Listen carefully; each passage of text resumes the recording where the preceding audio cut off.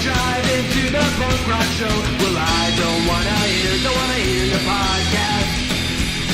No, I don't wanna hear your podcast. I got nothing to do today, and you got so many things to say. Still, I don't wanna hear your podcast. No, I don't wanna hear your podcast. You're just another voice in the crowd, and you don't dare to say what's not allowed. You bought a new pop filter and a fancy microphone, so go enjoy yourself and leave me alone.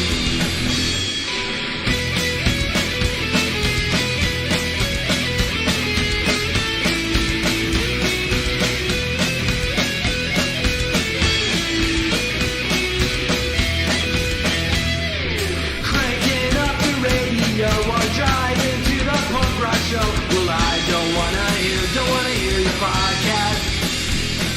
I don't wanna hear your podcast. I got nothing to do today, and you got so many things to say. Still, I don't wanna hear your podcast. No, I don't wanna hear your podcast. You're just another voice in the crowd, and you don't dare to say what's not allowed. You bought a new pop filter and a fancy microphone, so go enjoy yourself and leave me alone. Go enjoy yourself and leave me alone.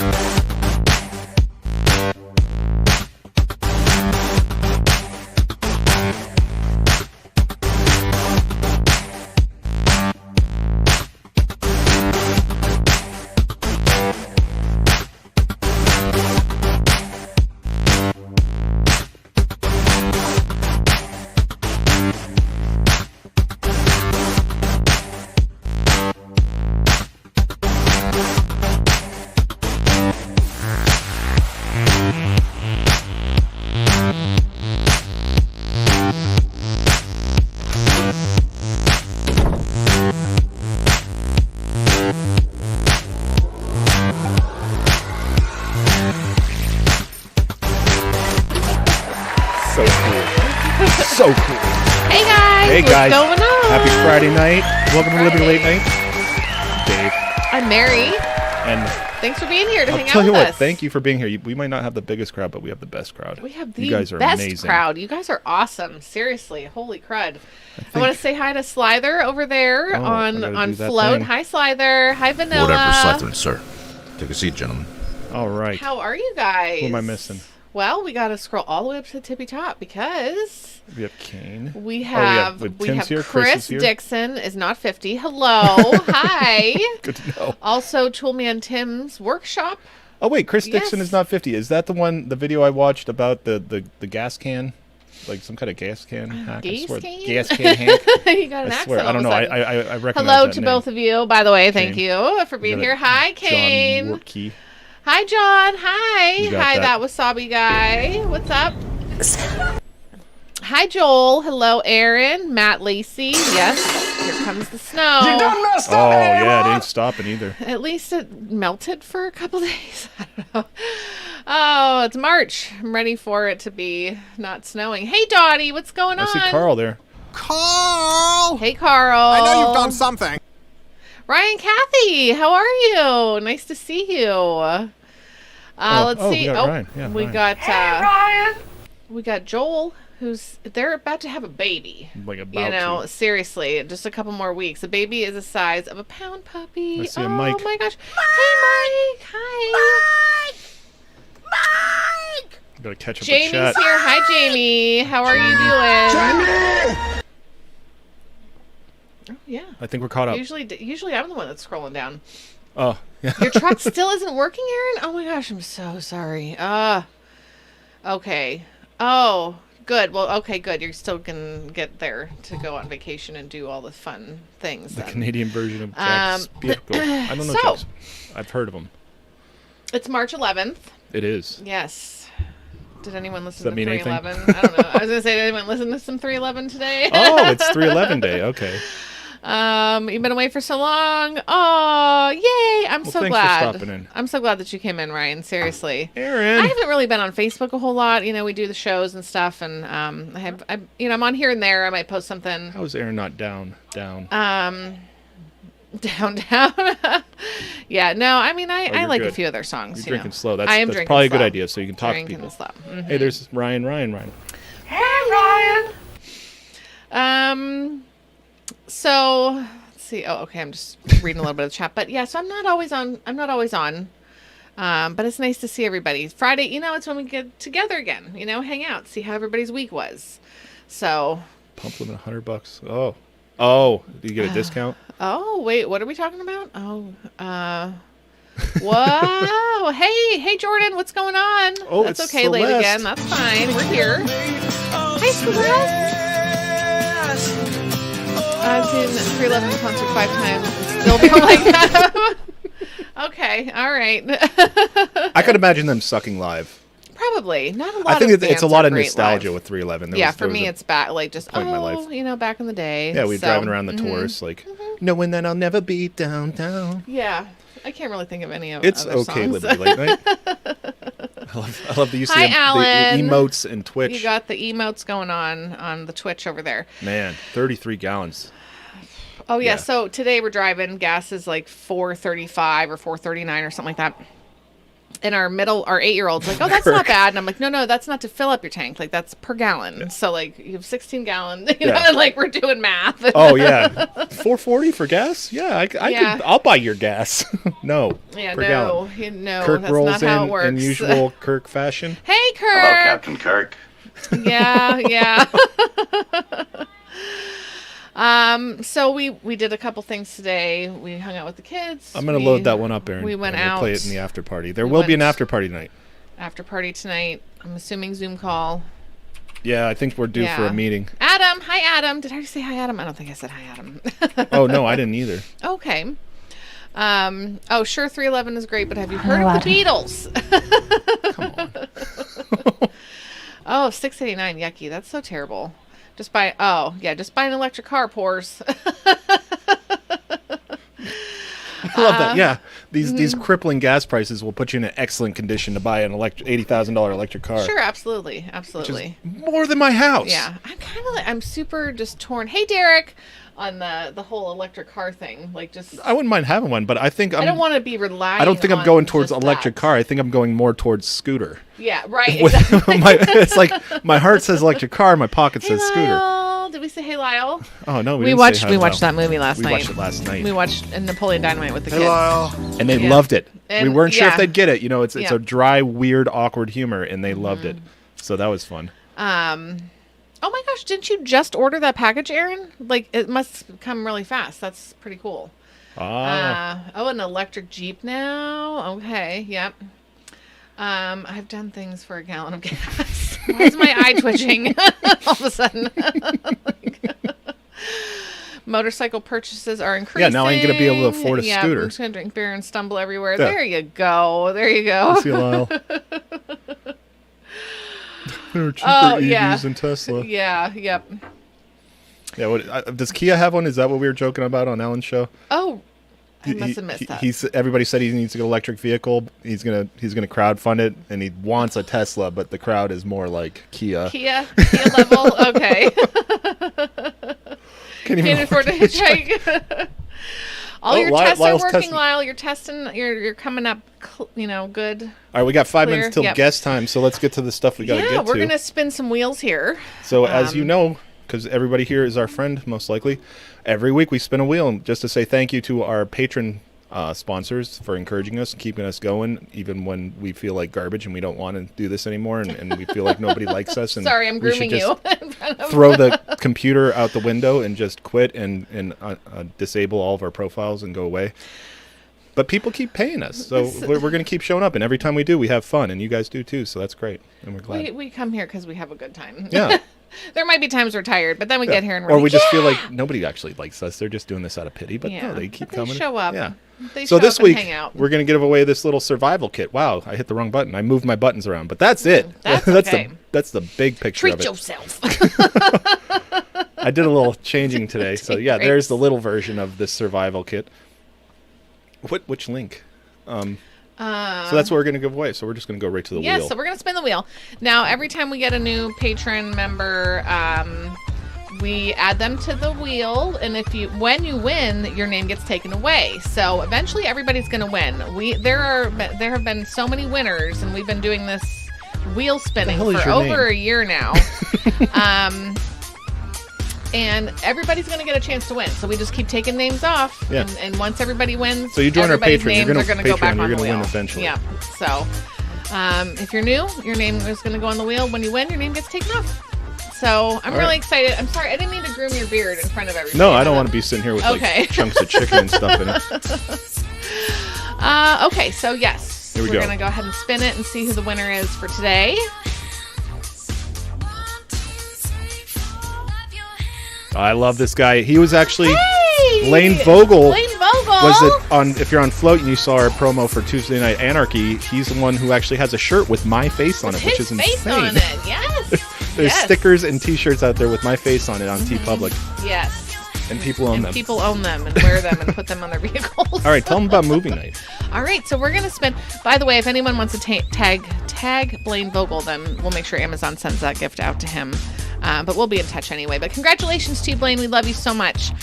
Movie night every Sunday night on Float, FLOTE.app. Right over here, not Mary's boob, but yeah, right over here. not that. There you go, a little further over. We watch a movie on Sunday nights, 9:30 p.m. Eastern.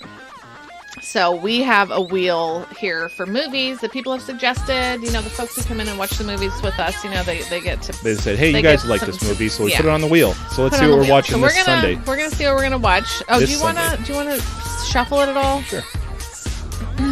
So this Sunday, all 9:30 kinds of Eastern. movies. Yeah. So only a few times have we been like, oh, I don't really feel like watching. Yeah, that. sometimes You know, we'll every once in a reject while it. that happens, but we keep it on the wheel. We keep it on. But there, we're definitely so. watching Funny Farm. Yeah, we Oh are. yeah, awesome. So Funny Farm, 9:30 p.m. Eastern on Float. What's up, Check Christina? us out. Hello, hey Christina, what's going on? Who's behind your head? Oh, Anna goes zero. What up? Hey Alex, hello. All right, Hi, let's go back to Anarcho. the bar.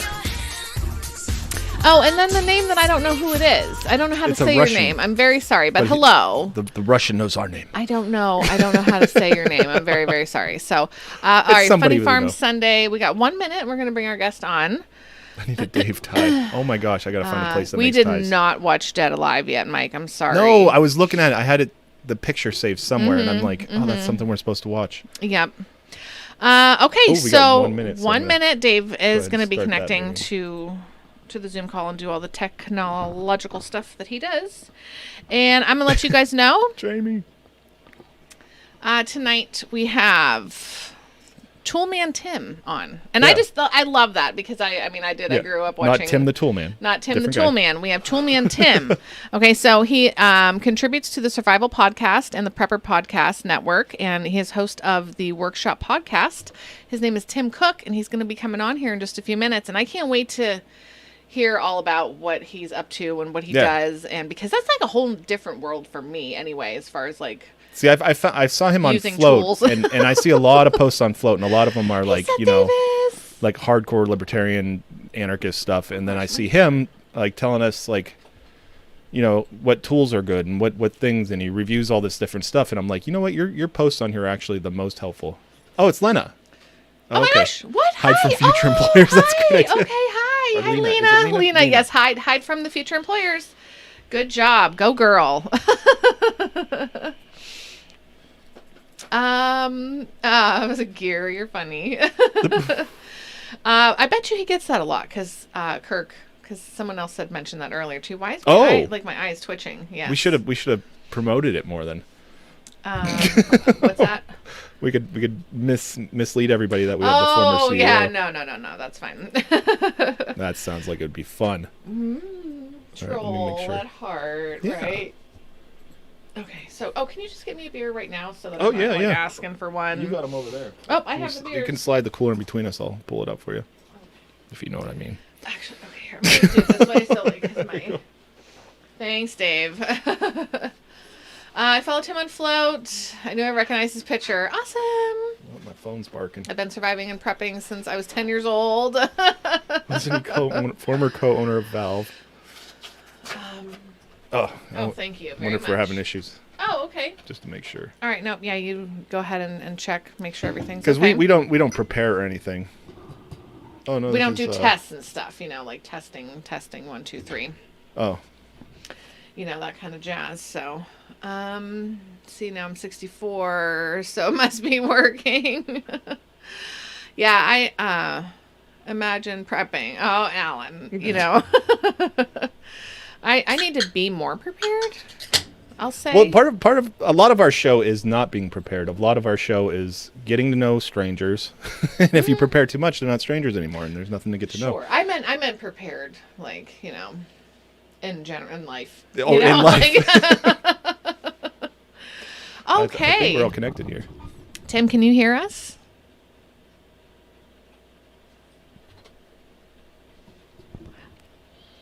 I can hear you. That's okay. You take your time, get situated. Hey, bud, there. what's up? Gear up. Oh, hey, bud. How you doing? Good evening, bud. Hi, Yeah. I can hear you.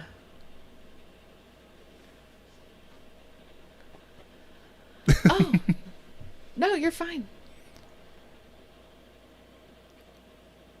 Boy Scout thing.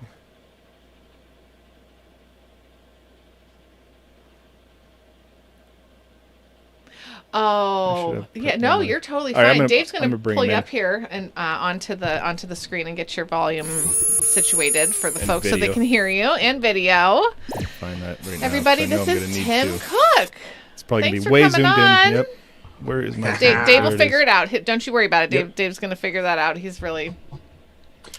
Definitely not the CEO of Apple. Just so you know.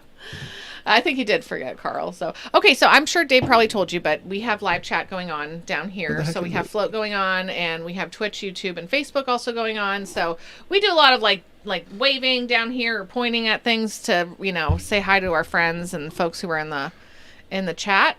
Yeah, no worries. Just in case what is she pointing at? But you feel free to go ahead and look at anything there and answer questions from them if you'd like to also. Sure. So everybody Yeah, says no, this is hello. great. I'm really I excited see that a you're mic here. there. Hi. Some Dave? Russian guy. Hello. Dave's super pumped to have you on the show. So am I, but he was telling me, how he's seen your videos and how really useful your information is. And I wanted to know, how did you get into doing the whole workshop podcast? How did that begin? Oh my God. You want the 5-minute story or so? What? We got all night. What kind of rules do we have on here? Just so No we rules. No know. rules. No rules. No. Like so. I try. Yeah. Anyway, so language is cool. Oh yeah. We just try to be nice to everybody. That's all. You can say all the words. Oh so. sure. Just don't be a dick, right? Yeah, So- exactly. Yeah. yeah. So I don't know. I was born on the East Coast, Nova Scotia, Canada, and met the love of my life. We had 5 kids, and we're working hard. Just don't fucking cuss. Perfect. Awesome. There we go. All right. So That's our mod. That's our motto. yeah. I love it. Yeah. Whenever we do our live streams, I try to keep it light and going too. Yeah, But, yeah. Yeah. So started on the East Coast, working my ass off. We were abjectly poor. Just working hard and had no money. So we decided I'd try my hand in Alberta, which is oil country. So I hopped on a plane, flew across Canada, 5,000 kilometers, like 3,500 miles, whatever basically as far as you can go in North America. And got a job there. We were doing pretty good. And then the worldwide price of oil dropped and completely, so Becky we finally got her feet under us. We were heading to Las Vegas for a trip. Becky was on vacation. That's my wife. and she got laid off. They called her in on her first day of her vacation to lay her off. What? First time we were doing well. So I said, you know what? man. Frig this. We need to do something. And I started my own business, which is a handyman business. So 5 years ago, I started that kind of part-time, full-time. I've been my own boss for 5 years-ish. Yeah, right around. And we turned that business into daycare for my wife as well. So we invested in that. She now has that. And it was kind of a natural inclination for me to want to teach. I've got a lot of friends through the Survival Podcast community, Living Free in Tennessee community. They got me on their shows a couple of times, and the bug bit me. Started making tool review videos, but I got a face for radio, so I enjoy doing podcasts. No, I'm just kidding. It's okay. Yep, I dig it. But here's the thing. YouTube videos, the biggest complaint I get in my comments is that I talk too much. So I'm like, I should be a goddamn podcaster, which I always wanted to be anyway. So I like long form communication. I'd rather sit down and chat for an hour as opposed to try to cut it up into 10 minutes. And so started with a YouTube channel. Then I started live streaming, turned it into a podcast. And we've got the workshop community now. We got it's a really cool community. I've got a lot of good people. And I just like to teach and help, and preparedness. That's my term. So that's like the art of home maintenance when help isn't around the corner. Yeah. Oh my gosh. Have you always been like good with the tools and fixing stuff, or is this just you decided that I'm gonna get good here and make this a thing? So no, not really. I don't know. I went away to college, graduated university, 22, and I never listened. My dad was kind of handy. My grandfather was super handy. He run like an alternator shop where he'd rewire motors and things. He used to rebuild everything. But I didn't give a shit about that stuff. I had no interest. And then all of a sudden you hit like 22, 23, and I'm like, man, my dad's a lot smarter than I thought he was all of a sudden. Right? And I always say that abject poverty is one of the best motivators you'll ever find. And we bought this house from the 1870s. So it was 100 and and a beautiful house, but we didn't have a pot to piss in. So I had to do all the work myself. So I had to learn how to put windows in, how to replace hot water heaters, do wiring, just everything. Right. And one thing led to another, and I learned more and more and more and kept going. And now I'm, I'd call myself pretty handy. I like Mike just said. I want to be handy. He's been blessed and cursed with the ability to fix shit. Yes. It's like having a pickup truck and somebody has to move. You beat me to it. Yep, that's exactly it. That's what I was going to say. I'm like, yep. Yeah, or knowing how to fix computers, because everybody's like, can you just come over for a minute, and So we want to put this pocket door in our bathroom. So if you could stop over and just absolutely walk us through That was the downside that was the downside to where I grew up, was out there on the, like in the Maritimes, Canada, it's, a barter economy, right? So, hey, come work for me and I'll give you beer, right? At least out here, everybody expects to pay for things. So you go to do work, they pay you. Yeah. There's never this, I'll owe you something, right? So it makes it a lot easier to build a business, that's for sure. Yeah. It's hard when people are like, well, and we were just talking about this with our son. Oh, he's almost 13, and it's like people say like, there was a meme that went through recently about artists and musicians. Like, oh well, why don't you just play at our, your band play for the exposure, for the exposure for free at our, you know what I mean? And it's so that all these other bars can see you play, and you can play for them for exposure for free. Yeah, it's really, I'm sure it's probably frustrating on some levels, and it's hard enough to like put value on your own labor. And doing your own thing, like it's like I used to work on computers, and everybody like, well, what do you want for it? And I'm like, I don't know, because I'm not a professional, but I fixed your thing. You can just pay me in beer. I didn't put enough value on what I could do, and I actually went to school for it, so I paid for it. Right. I should request money, Did you ever have a hard time? And then with have that? other people say like, I'll just give you beer. And it's like. Did you have a hard time with that at all, Tim? At first, saying like, I have a skill. Yes, pay me for my time and my effort. anybody who is going to start as an entrepreneur and build their own business, make what you're worth. You're worth money. You know what I mean? Your time's worth, your skill's worth money. So remember that, because the biggest thing that most new entrepreneurs do is they undervalue their time, right? Yeah. And what I found early on was doing some I made thank you guys.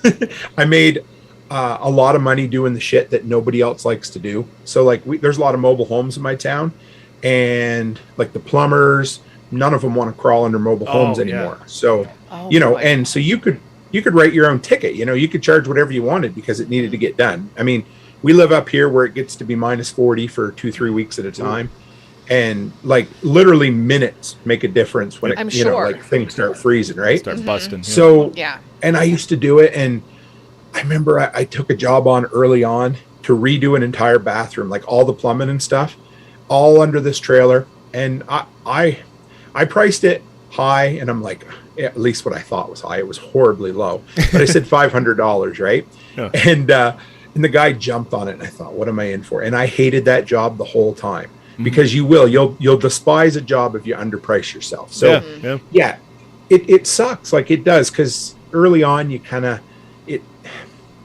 feel bad because you don't have 100% experience yet, but you have your time's worth money. And I kind of gradually upped my rates as I went along. But yeah, if you're out there like getting ready to start doing something like this, like just remember you're worth something. So many people underprice themselves and price themselves right out of the market because I'm not making enough money, so I got to go back to working for the man. Yeah, we have a plumber come out and like snake our drain going to the street. And he just leaves $200. I'm like, yep. Okay, well, I don't want my basement to be flooded anymore. Yeah, so. and we don't know how to do that. I don't have the equipment. Yeah. He's at work, maybe 12 hours a day, 5 days a week, and it's like, this needs to be taken care of. And all of our shit's getting ruined. Yeah. So the prepping and survival and all that, now, how it doesn't show up much on your personal stuff, but you're involved in that, or how did you get involved? Yeah. It's funny because I'm a dyed-in-the-wool crazy prepper for sure. So, which is not a bad thing, I mean, honestly, again, that came from when I met my wife. I tell the story, and it's such a part of where we came from, but we struggled for so long, just so. But we always made sure we had things like toilet paper in I want to say the cupboard, but in the closet. We'd go to Walmart and we'd buy 20, well, not 20, but 10 packages of toilet paper and have them up there.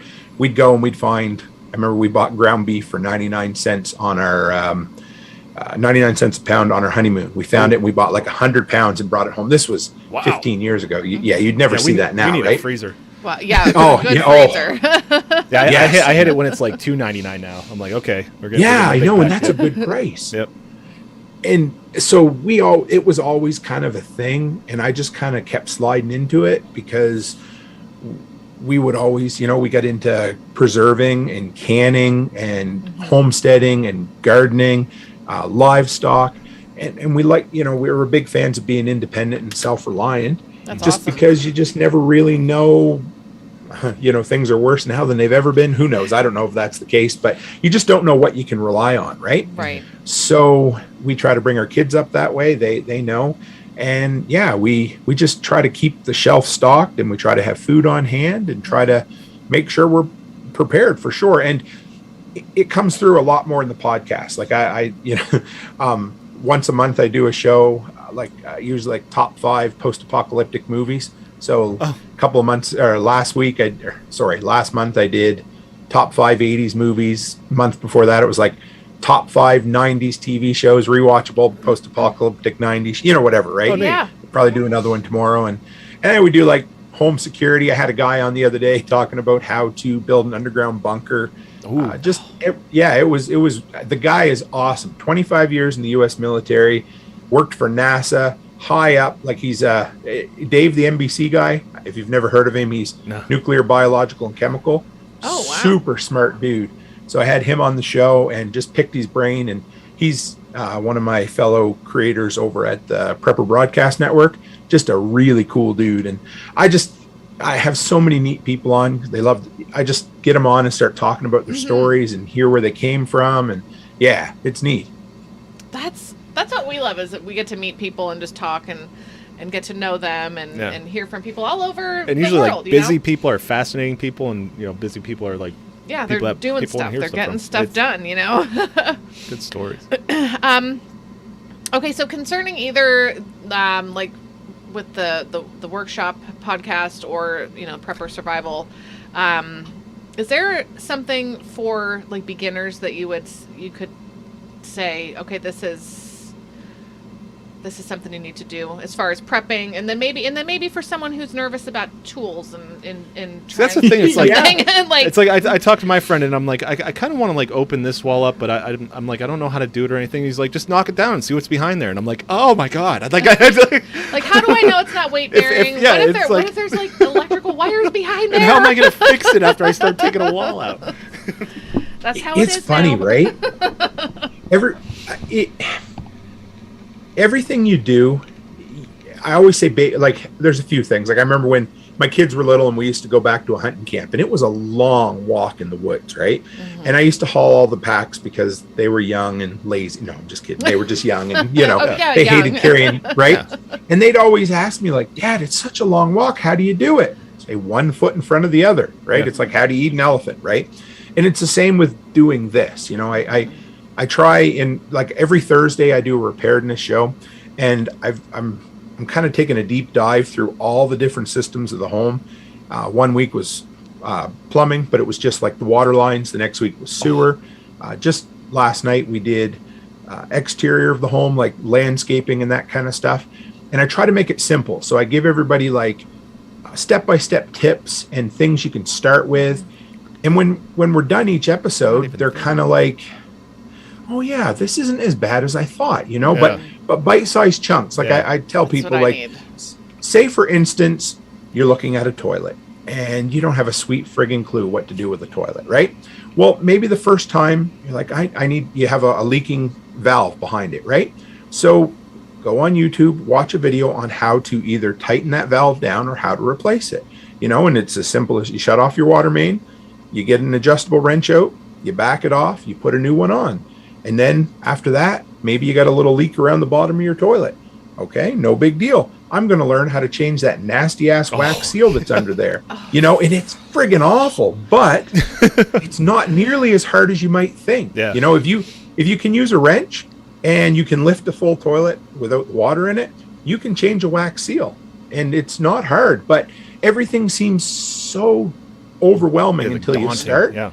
Yeah, right? But you break it up into little pieces. Like this summer, I re-sided my entire house. Believe it or not, I'm a handyman. I've never touched siding in my life before the last summer. Okay, we need this.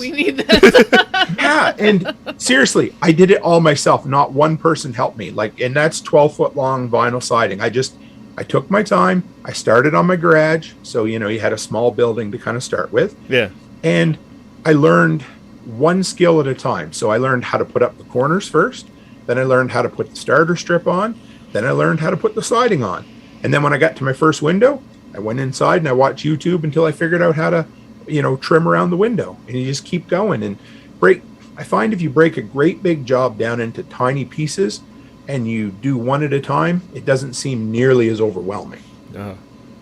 Yeah, because I'm all like, looking at the big thing, and I'm like, I'm paralyzed. Yeah, and you do that a lot, like with everything. I do that Mary with gets everything. paralyzed a lot. She'll look at everything, and I'm like at my job, they'll be like, clean that, and I'll see like 2 inches of grease just covering this whole thing, covered with pipes and knobs and nooks and crannies, and I'm like, well, I'm here for 8 hours, and they told me to clean it, so get me a box of rags and get started. And next thing you know, like 3 hours later, I'm like, holy shit, it's clean. Yeah. But I like that. So that's on your YouTube channel that you're doing all those little house things? Because I need to go to school with that. Yeah, it's the easiest way is through the podcast itself. Actually, every Thursday night it's about an hour and a half long episode, and I just chat and share. Like I said, we did. I broke it down. I talked about fences and about decks and about gardens, and then I try to give like a list. I throw together 10 or 20 tips. I had 20 tips at the end. So just simple little things, you know. And I'm going to start putting together playlists, and I'm going to my goal is to have my first preparedness manual written up and ready nice. to publish at the end of this year. You know, Nice. it kind of going off the you remember them old books that you used to be able to get, like the Time Life books, you know. I have like a Time Life. Yeah.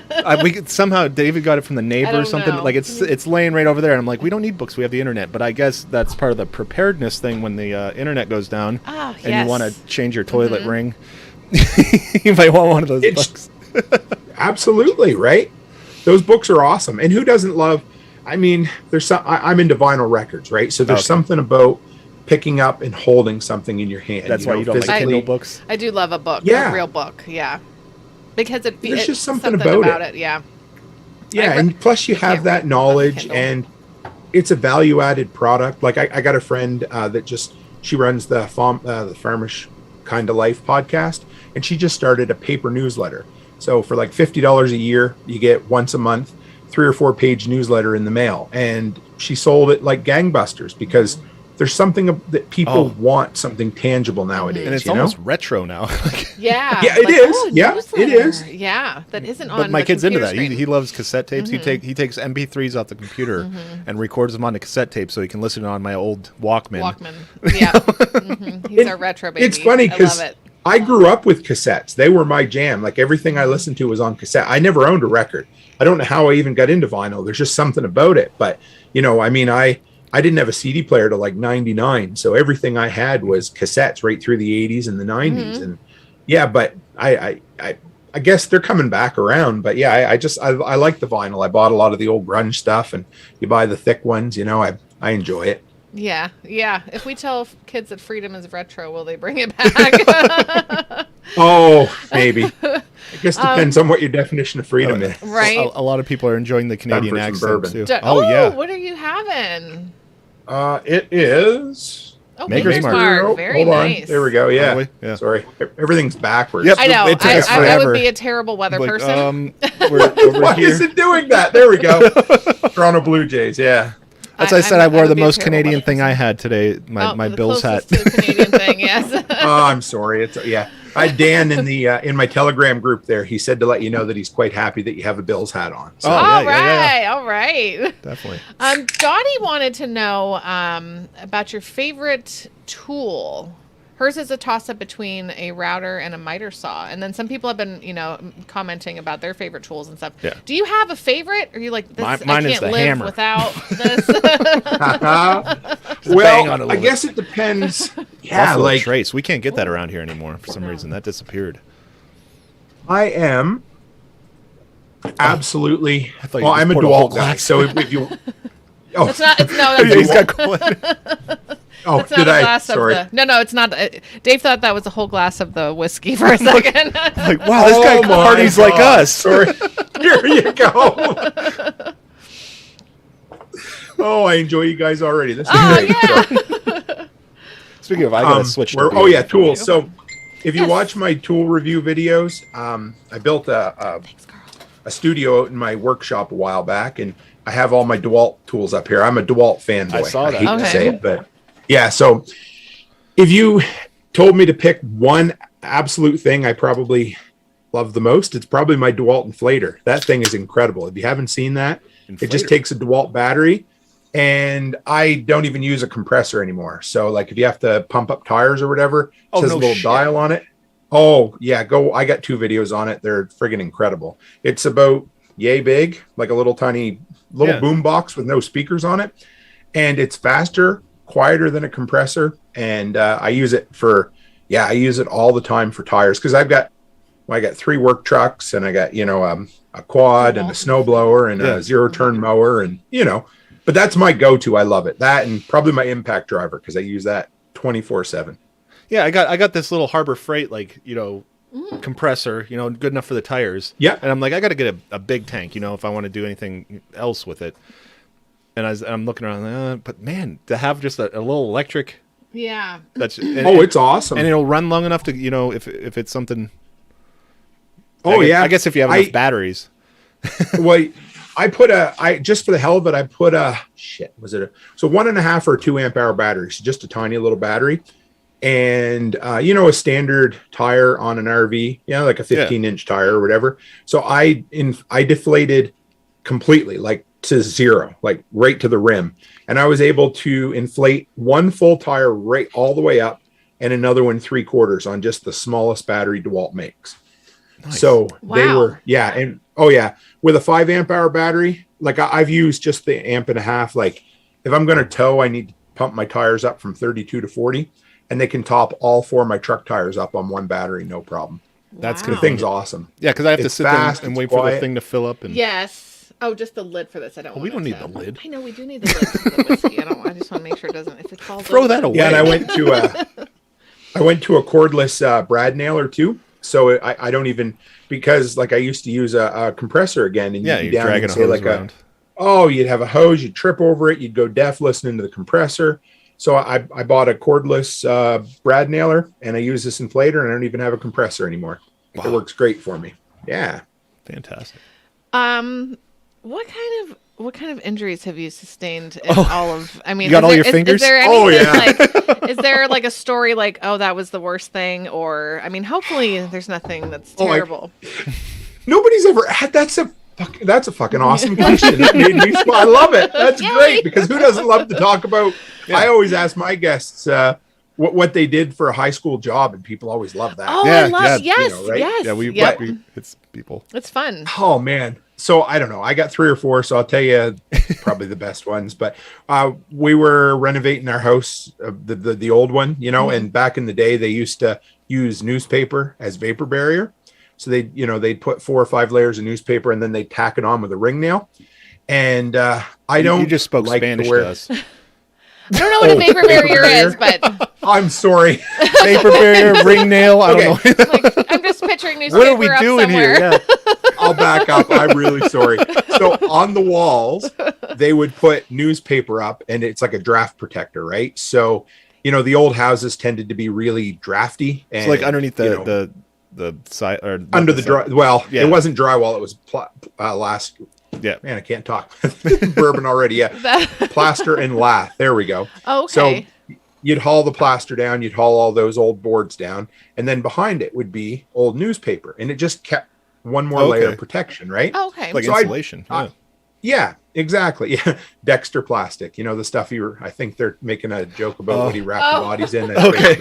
Mary will understand that. Yeah, I like that show. Yeah. So we were tearing it off, and the paper was really brittle, so it was coming off in chunks, right? And for a long time, I never used to like to wear shoes when I'd work. I'd always wear socks around the house, right?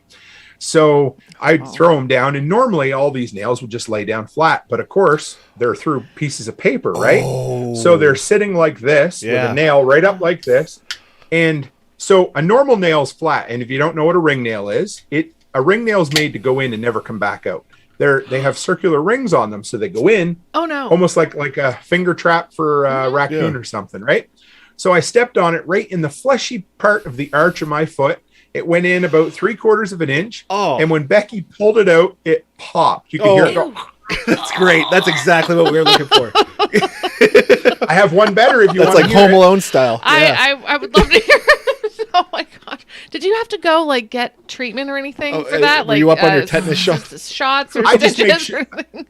Yeah, and everybody loves my no do to boot it. I'll embellish it a bit for you. So, but I always just go about every 8 years and get a tetanus shot. Okay. Yeah, oh, it's horrible. just kind of preventative maintenance. Like I've been up a tree one time with a chainsaw, and before I bought a pole saw, and I was on a ladder, and you go to reach, and it rolls, and you fall. You have to jump with the chainsaw in your hands. Oh, that's exciting. But, yes, but so the house that we bought, that same house, it was like, you remember? Oh man, what's the Money Pit with? Tom Hanks? I think we just watched that recently. Or no, that was moving. But Moving. I know what the Money Pit is. Yep. Yeah. So it was basically that house. So we bought the house. Oh no. And it was in an auction. So like it was a tax sale. They lost it because and the lady had died years before. So it said empty. So you bought it as is where it's, right? Yeah. And so we move in, and the toilets work for about 2 weeks until all of a sudden everything backs up into the basement. I thought, what is going on? And we didn't even know where the septic system was. Turned out it was basically stop sign shaped pipe So like it's like clay pipe, like chimney pipe, but it was 4 inches, and they made it in 3-foot sections, and they just pieced it together back then. Yeah. So you can imagine how good that is for sewer. It ran under the main paved road in front of our house and across the street into a holding tank, and just went out all over anywhere. The problem is that we were there using it for 2 weeks, and it never made it there. The pipe had collapsed ages ago and was just filling up in there. So I found the holding tank, whatever you want to call it, across the street. So I get in there and I'm like, well, maybe it's just clogged, right? So I go and I rent a big auger, like a fish that you start going in there. I promise there's no like shit that gets on me or anything. So that helps. But and I also forgot to tell you that I don't like to wear gloves. I've almost cut my finger off a few times, but I don't like to wear gloves. I know, right? Prepper, you should wear. Anyway, it doesn't matter. I just don't. So I'm down in there and I'm getting madder and madder trying to force this snake through there, right? And going and going and going.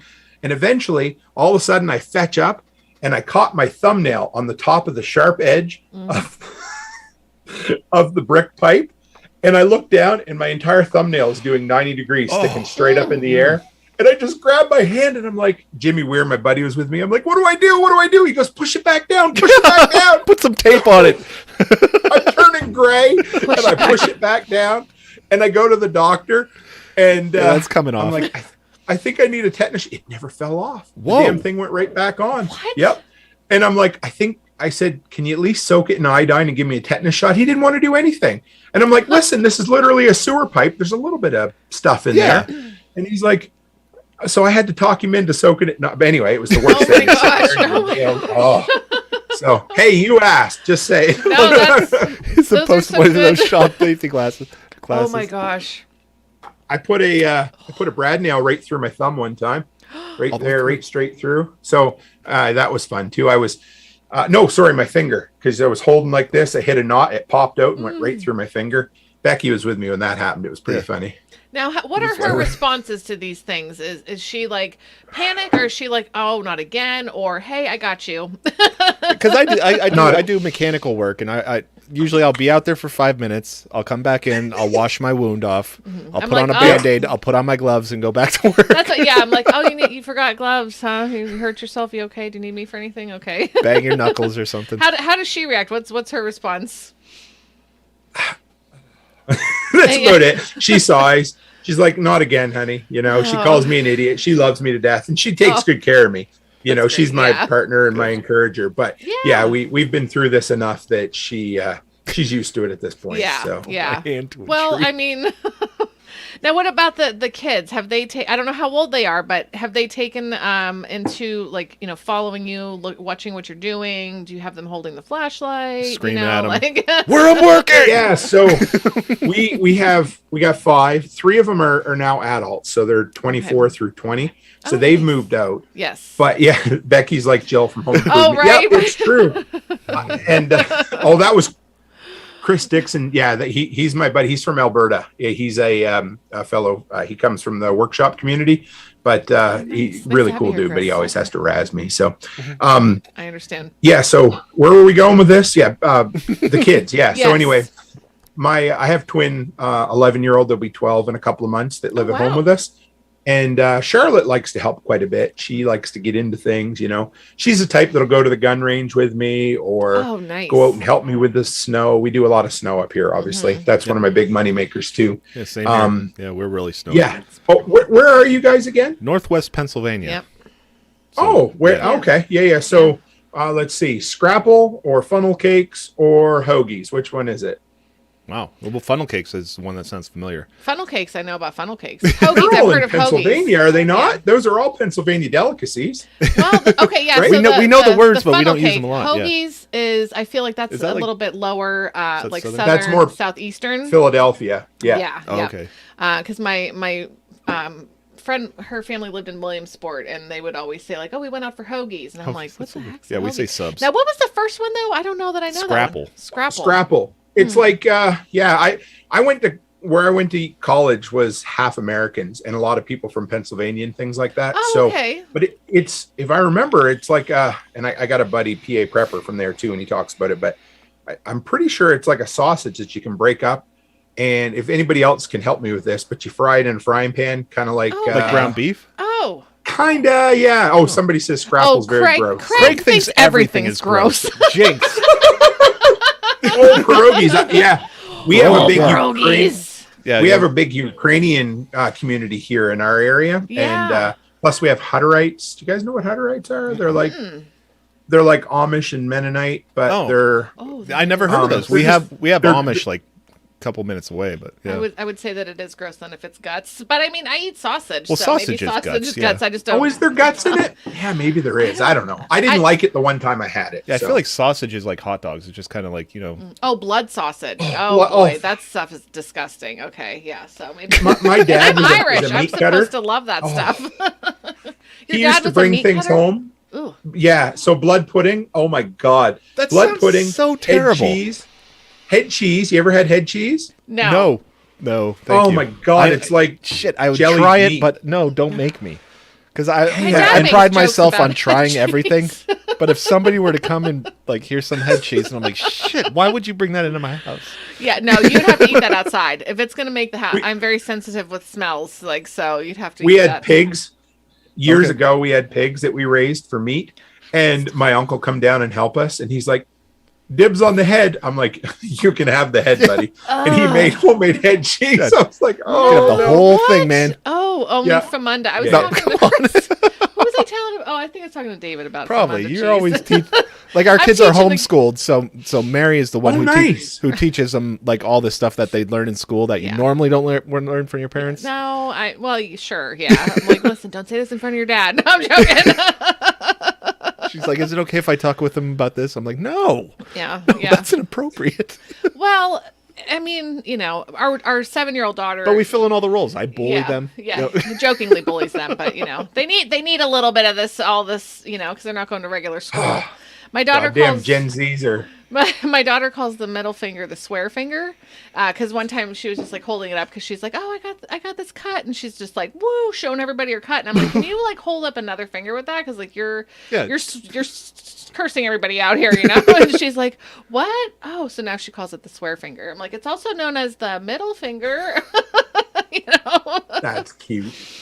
But We're open with our kids. We actually homeschooled for a year and a half. They just went back to government school this year. Okay, yep. And it was their choice. I mean, they're in grade 6 this year, so we set them down, and they decided that It's their choice. they missed out on enough. Oh yeah, Yeah. and that's what I Yep. love. I love. I'm an anarchist or a voluntarist, depending on how you want to look at it. So Yeah. I have you do you know what I mean? Yep. As long as you don't hurt people and steal from them, do whatever you want. I got no problem. Woo! So and yeah, that's the way. This is the We way. were with homeschooling. We loved it, but the girls missed out on some stuff, and they decided they wanted to go back. But it was fun, and like I said, we're pretty open with the kids. And I had to go back east for the first time in quite a few years, just before Christmas. Dad was having surgery, and it was really neat because I got to travel with my twins. It was just me and the two twins, and we went out for 10 days, got a hotel, and stayed in my hometown and showed them all around. But of course, Alice, she's like me. She's 11 and she's got a little potty mouth. So I said, so before we went to mom and dad's house, I said, "Okay, Alice, these are the words you probably shouldn't say around mom and dad. They're evangelical Christians, Yeah. and there's certain words that they don't appreciate." And she, "Okay, no problem, Dad. I understand that." And Yep. yeah, she, we know we don't say things around people that, I out of feel respect, that. right? Yeah. Yep. It's courtesy. Yeah, exactly. I feel that way. That it's like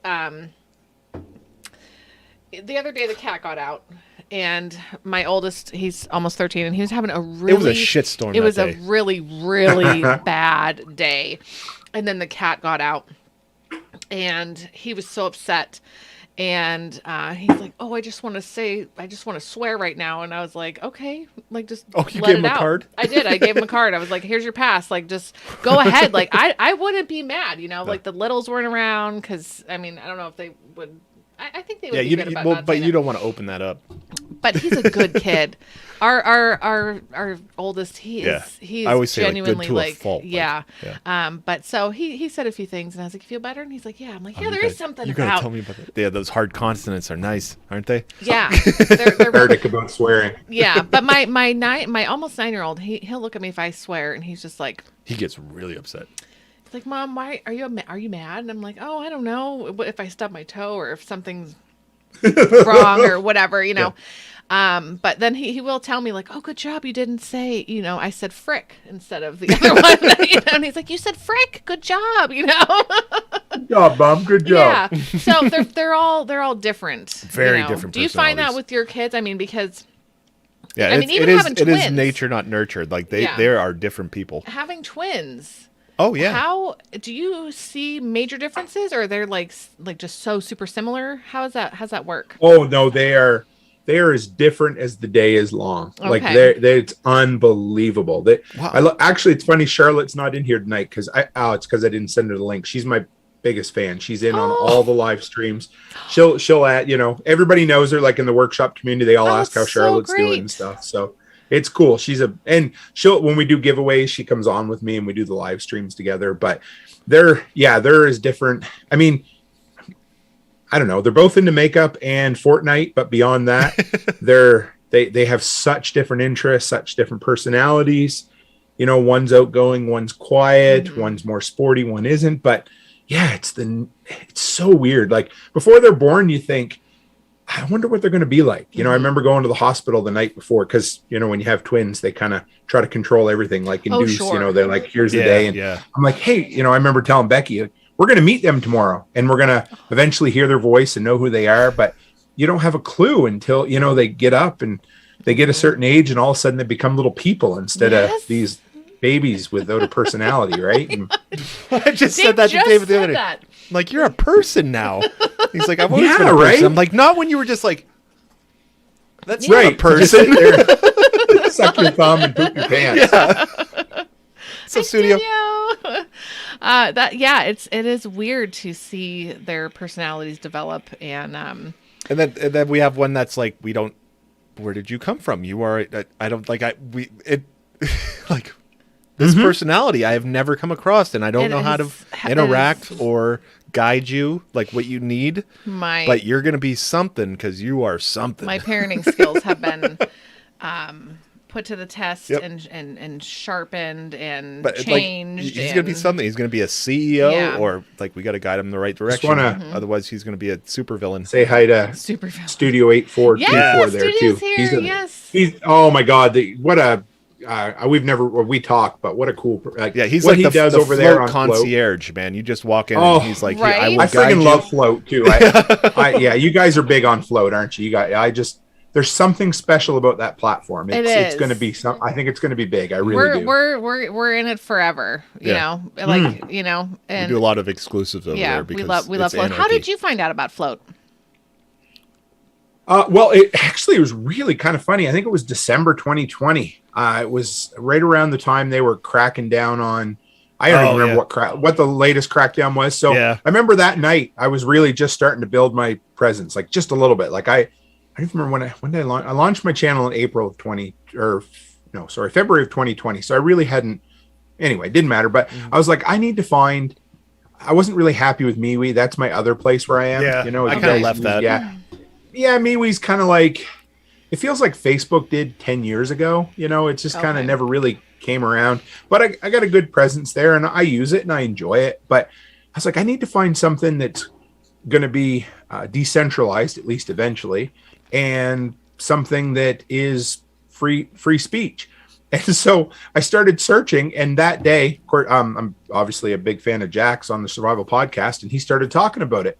And I had found them, but I hadn't gone on yet. And so I followed his lead and I went over there and I got on right away. And man, it just grew. Like I've blown away. Other than YouTube, it's my largest following for sure. It's a really neat place. I like it quite a bit. Yep.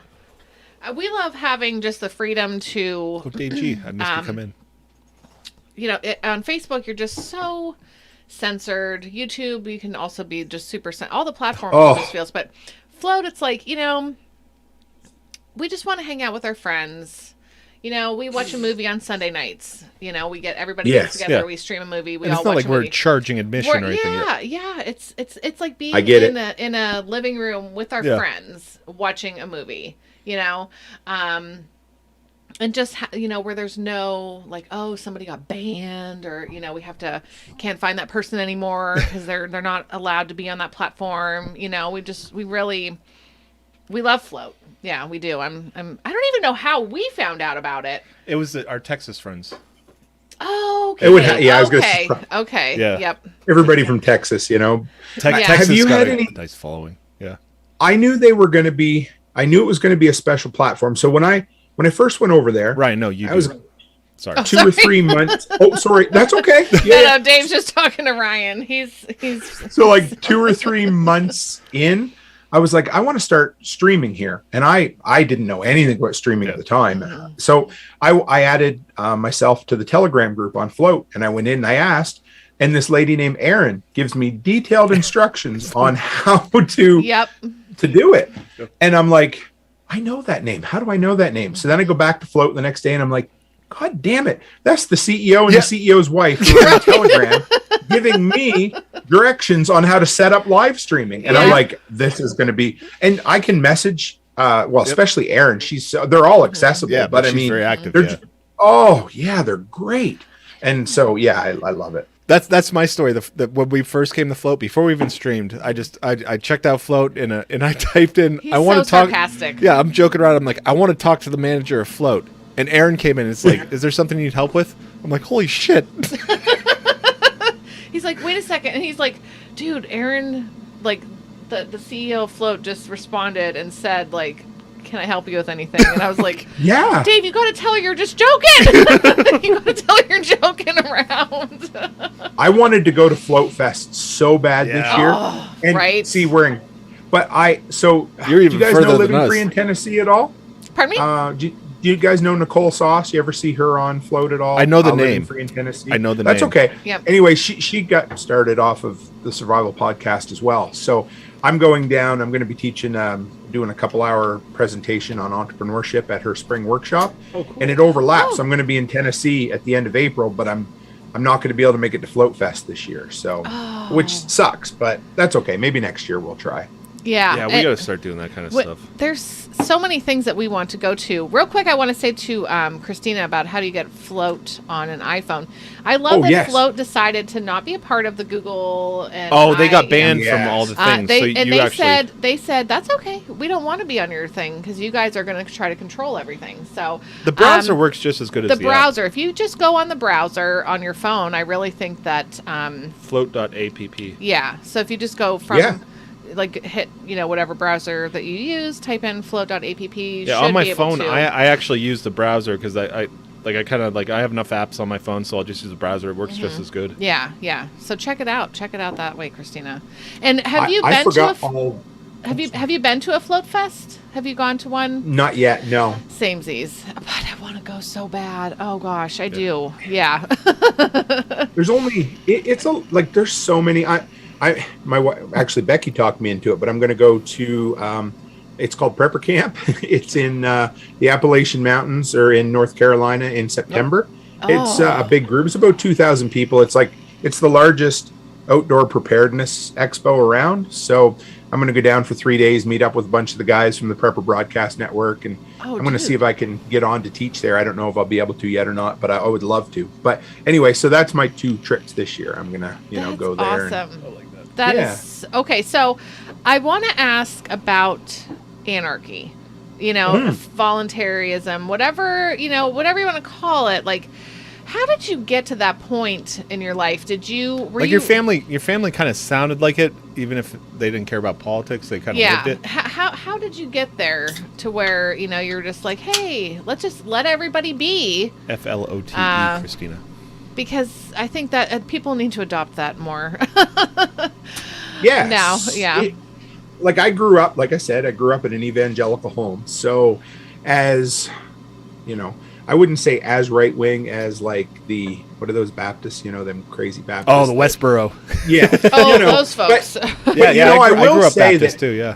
Yeah, as a kid, in the 80s, we weren't that bad, but boy, you look back on it and you think, Jesus. Yeah, I wasn't allowed to watch The Simpsons. That was right.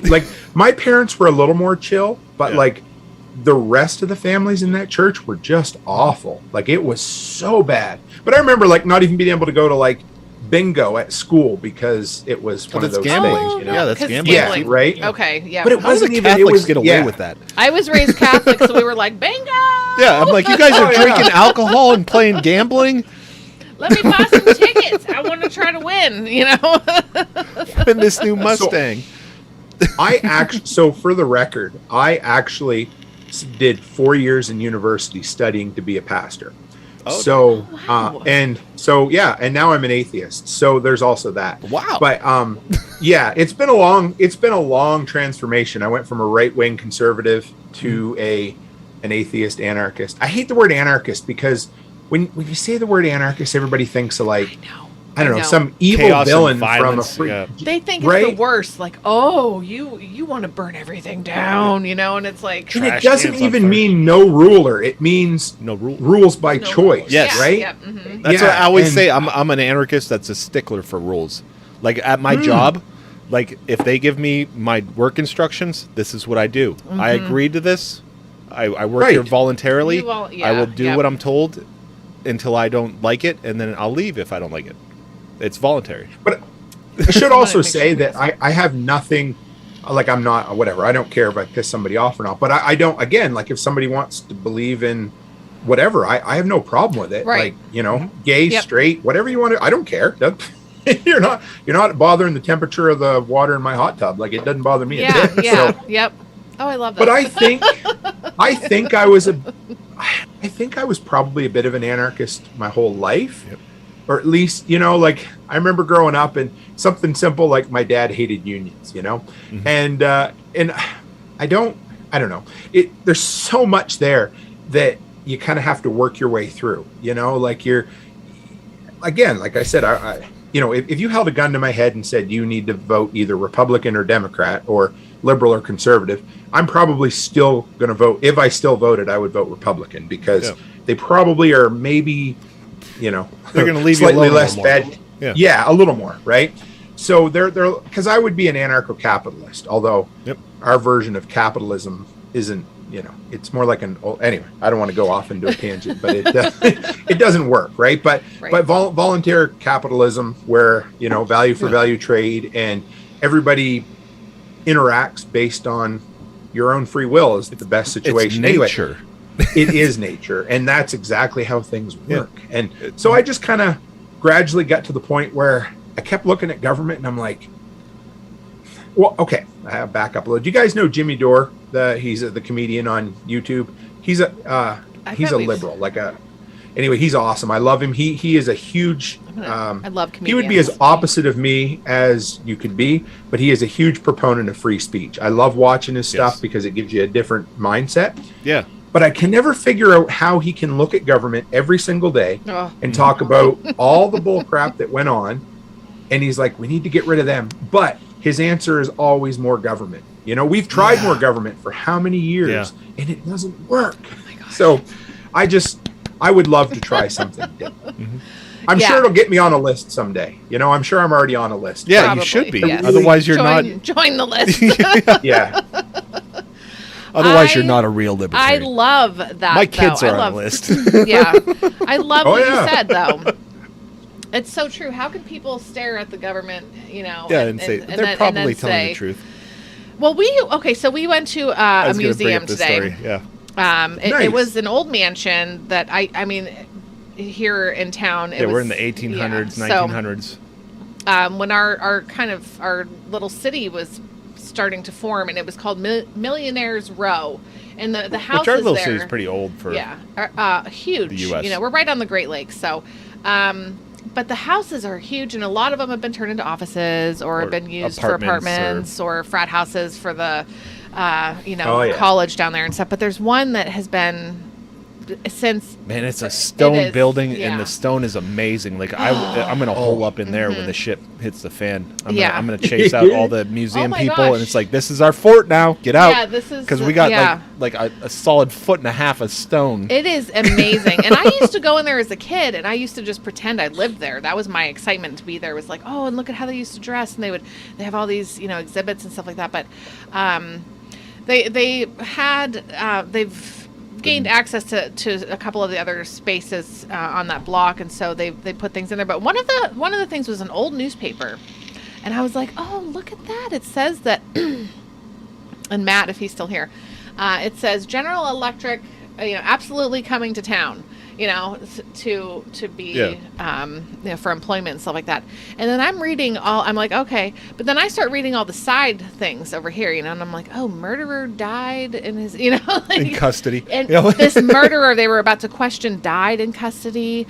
And then my 8-year-old's like, oh, look at that. It says that mobs are dangerous. What was it? The New York mobs the New York mobs or something like that. And Dave's like, people back then, they trusted and today the government. Still. But they did. But especially then. They just, people didn't know that government lied to them. There was a time where there was no doubt that the government is telling you the truth. And there's 100, yes. Yeah. And I remember hearing that, like some podcast or something. It's like in the 50s, 60s, or somewhere in there, they realized when the government did lie to them and they got caught in it. And then everybody's like whole world changes. The government lies to us. Like before that, they're just like, yeah. Yeah, just believe everything that was printed in the paper. And because, too, and I remember learning about this, but that they would, politicians would go town to town, but because there wasn't internet, there weren't phones and stuff, they could say one thing over here, go across the state. Pennsylvania's pretty big, if you're going, east to west, and then they could just say something totally different over here. And nobody knows. And no one would know. And that's they didn't fine. Care. But you know what, though? They still don't care. They still lie right on TV now. If you're going to be on the list, be at the top of the list.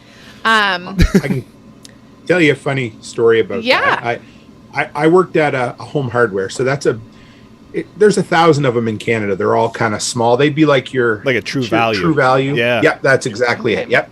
So up here, and so I was working, and I used to put together barbecues, and this was back, I don't know, probably 15 years ago. We didn't have Sunday shopping in my province, so nothing was open on Sundays, and at the time that seemed to be a really important thing to us because it was nice we had we had the day off, right?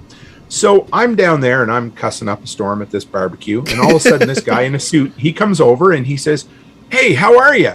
And I look up, I didn't know him from Adam, and he reaches his hand out, and I'm like, who the hell's going to shake my hand while I'm putting a barbecue together? And he says, my name's Rodney McDonald, and I'm running for Premier of Nova Scotia. And I thought, well, good for you, buddy.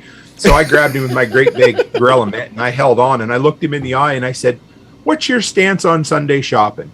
And he says, well, we just had a plebiscite, and the people had voted that we didn't want it, right? He goes, you guys voted, we won't have it. 2 months into office, we had Sunday shopping. Oh, my gosh. That was probably, I knew, but I was probably 25 at the time. He was a piece of shit. They all are. And he was a conservative. Like, we have a guy up here that's as country conservative as you would think. And with all the bullshit we went through in the last 2 years, you would have thought he would have been the guy that stood up for rights and freedoms.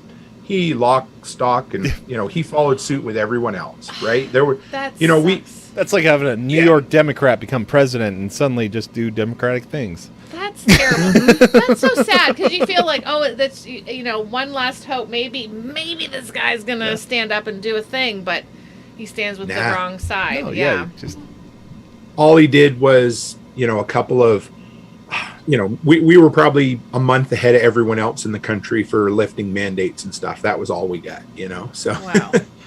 But yeah. How did that go for you guys? Oh, you can tell your story. I just wondered how did all that go down? I mean, because people are talking about Trudeau and all that, and I don't know anything about Canada, but I feel like Nova Scotia, is that the area you're in?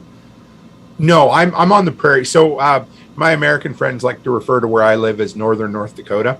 So it's north of North. Yeah, we're in the prairie. So if you ever look at a map of Canada and there's those big flat kind of square provinces at the top, that's the prairies. Okay. And it's Saskatchewan, Manitoba, Saskatchewan, and Alberta. So you know where the Rocky Mountains are?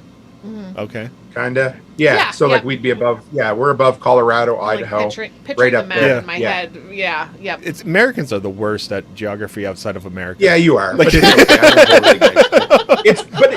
it's funny because here's the thing: if you guys grew up up here, we grew up watching American television, right? Yeah. So all my channels, I watched like PBS out of Boston and Fox out of Rochester and ABC wow. out of Boston, right? So Yep. we grew up, everything was American, right? But you guys didn't, and that's okay. It's Yeah. different. I mean, you have 300 million, we have 30 million. Well, I remember And we have- watching City TV at night because they showed boobs when I was a kid. Yeah. Yes, Toronto to Toronto, right? Yeah, yeah. Oh yeah, we used to catch that or over the the French lake. stations. Yeah. We used to stay up late and watch That because we fashion in TV. I'm like, Canada, oh, they might take off their tops. I'm gonna stay up all night. it's like 10% French TV or something. And we'd Yeah, stay up at yeah. 2 a.m. to watch Blue Nuit. Yeah, Oh and for gosh. some more bourbon. Nice. Hell yeah. Nice. Is that your drink of choice when you have a drink? It is, and I'm not a big drinker actually. Usually more at Christmas time. So sometimes, I'm on a collab podcast called Fireside Freedom with a bunch of other podcasters.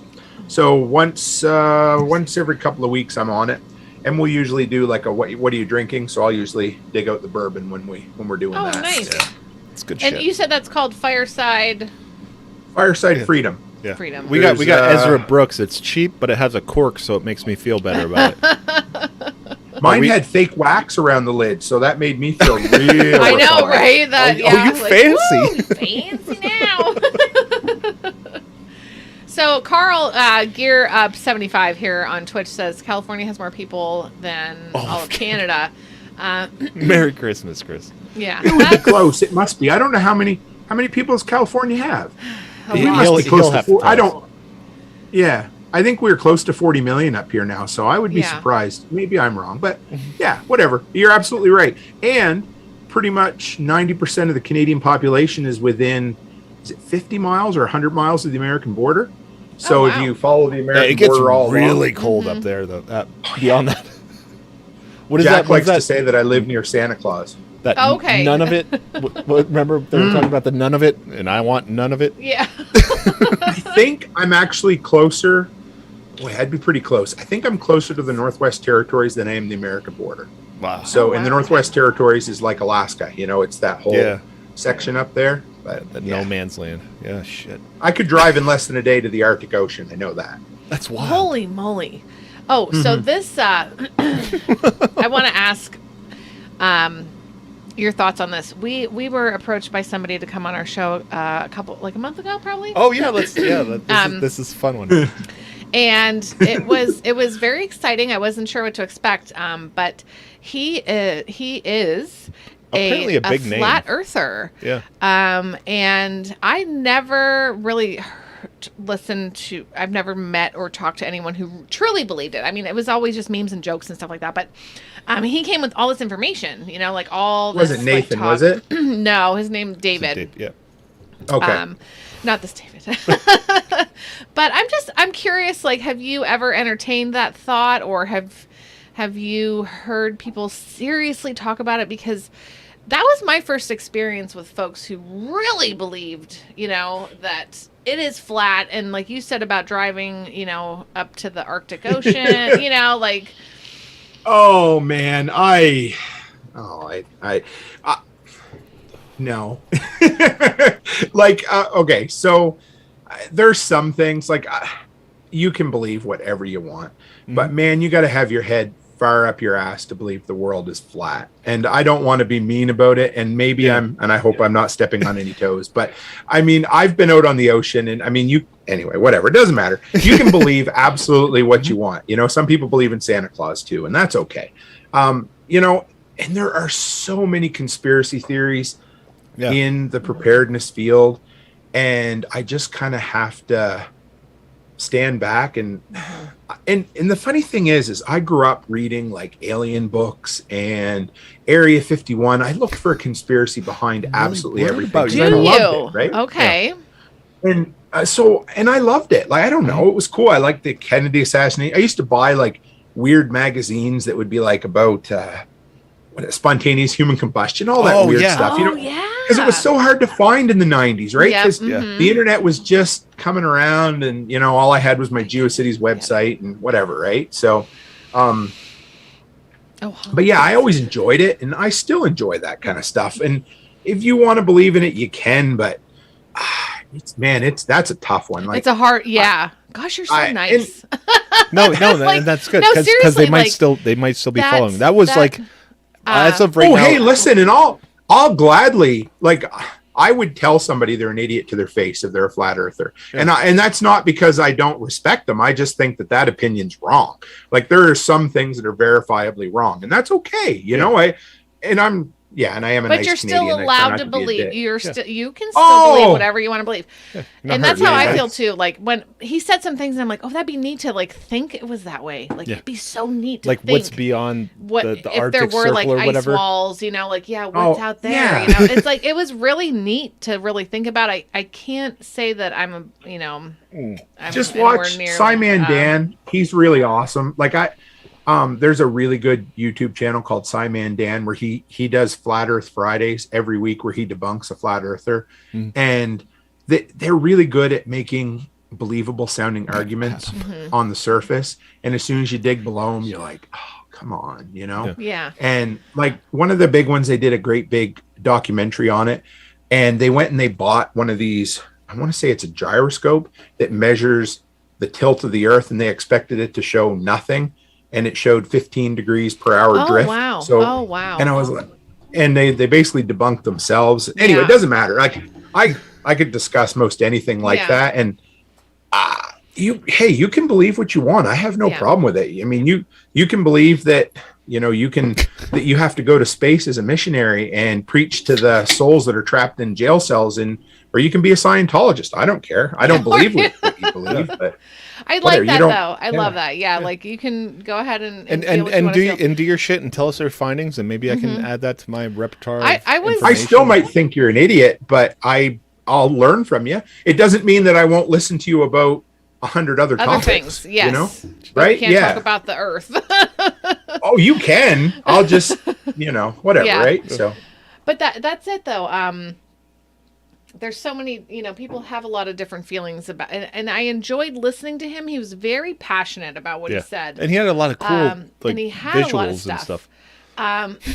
But I couldn't believe it. But this is how we do. We hang out and I tried to get in a little bit just to see like, hey, what's beyond the flat Earth man, and he was a little receptive, to answering other questions. Yeah.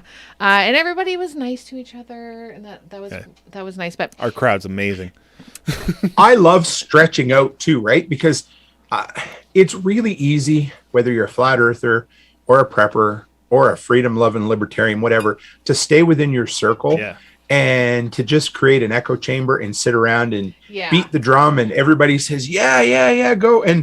But you never, ever interact with anyone else. And so, of course, you're going to feel like you're right because everybody else is always patting you on the back and saying you're right. Yeah. And so that's why I knew, before I come on your show tonight, I knew basically that you guys did movie shows on Sunday night. I intentionally didn't want to know much about you because I thought it would be a good stretch and a challenge.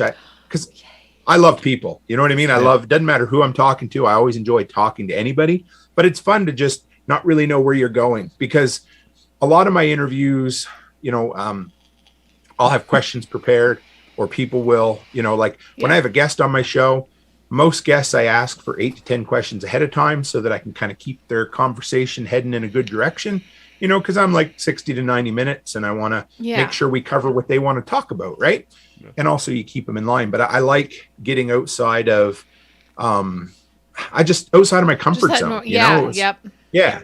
Oh, I'm so glad. That's how we roll. Like we get to know a little bit about the person, but then we have no idea where it's going. I want to be surprised when I hear the answer. We've had some interviews where it's like, oh shit, we got to do this. Do you ever have an interview? There's been like. Do you ever have the ones where you pretty much got to hold their hand the whole time, and you're like, this is going to be, and you don't mean it in a bad way, but you can tell either this has been their first interview or they're just not really good at it, and so you're like, let's just, and you can make it go and you can make an interview out of it, but it's a lot more difficult. Yes.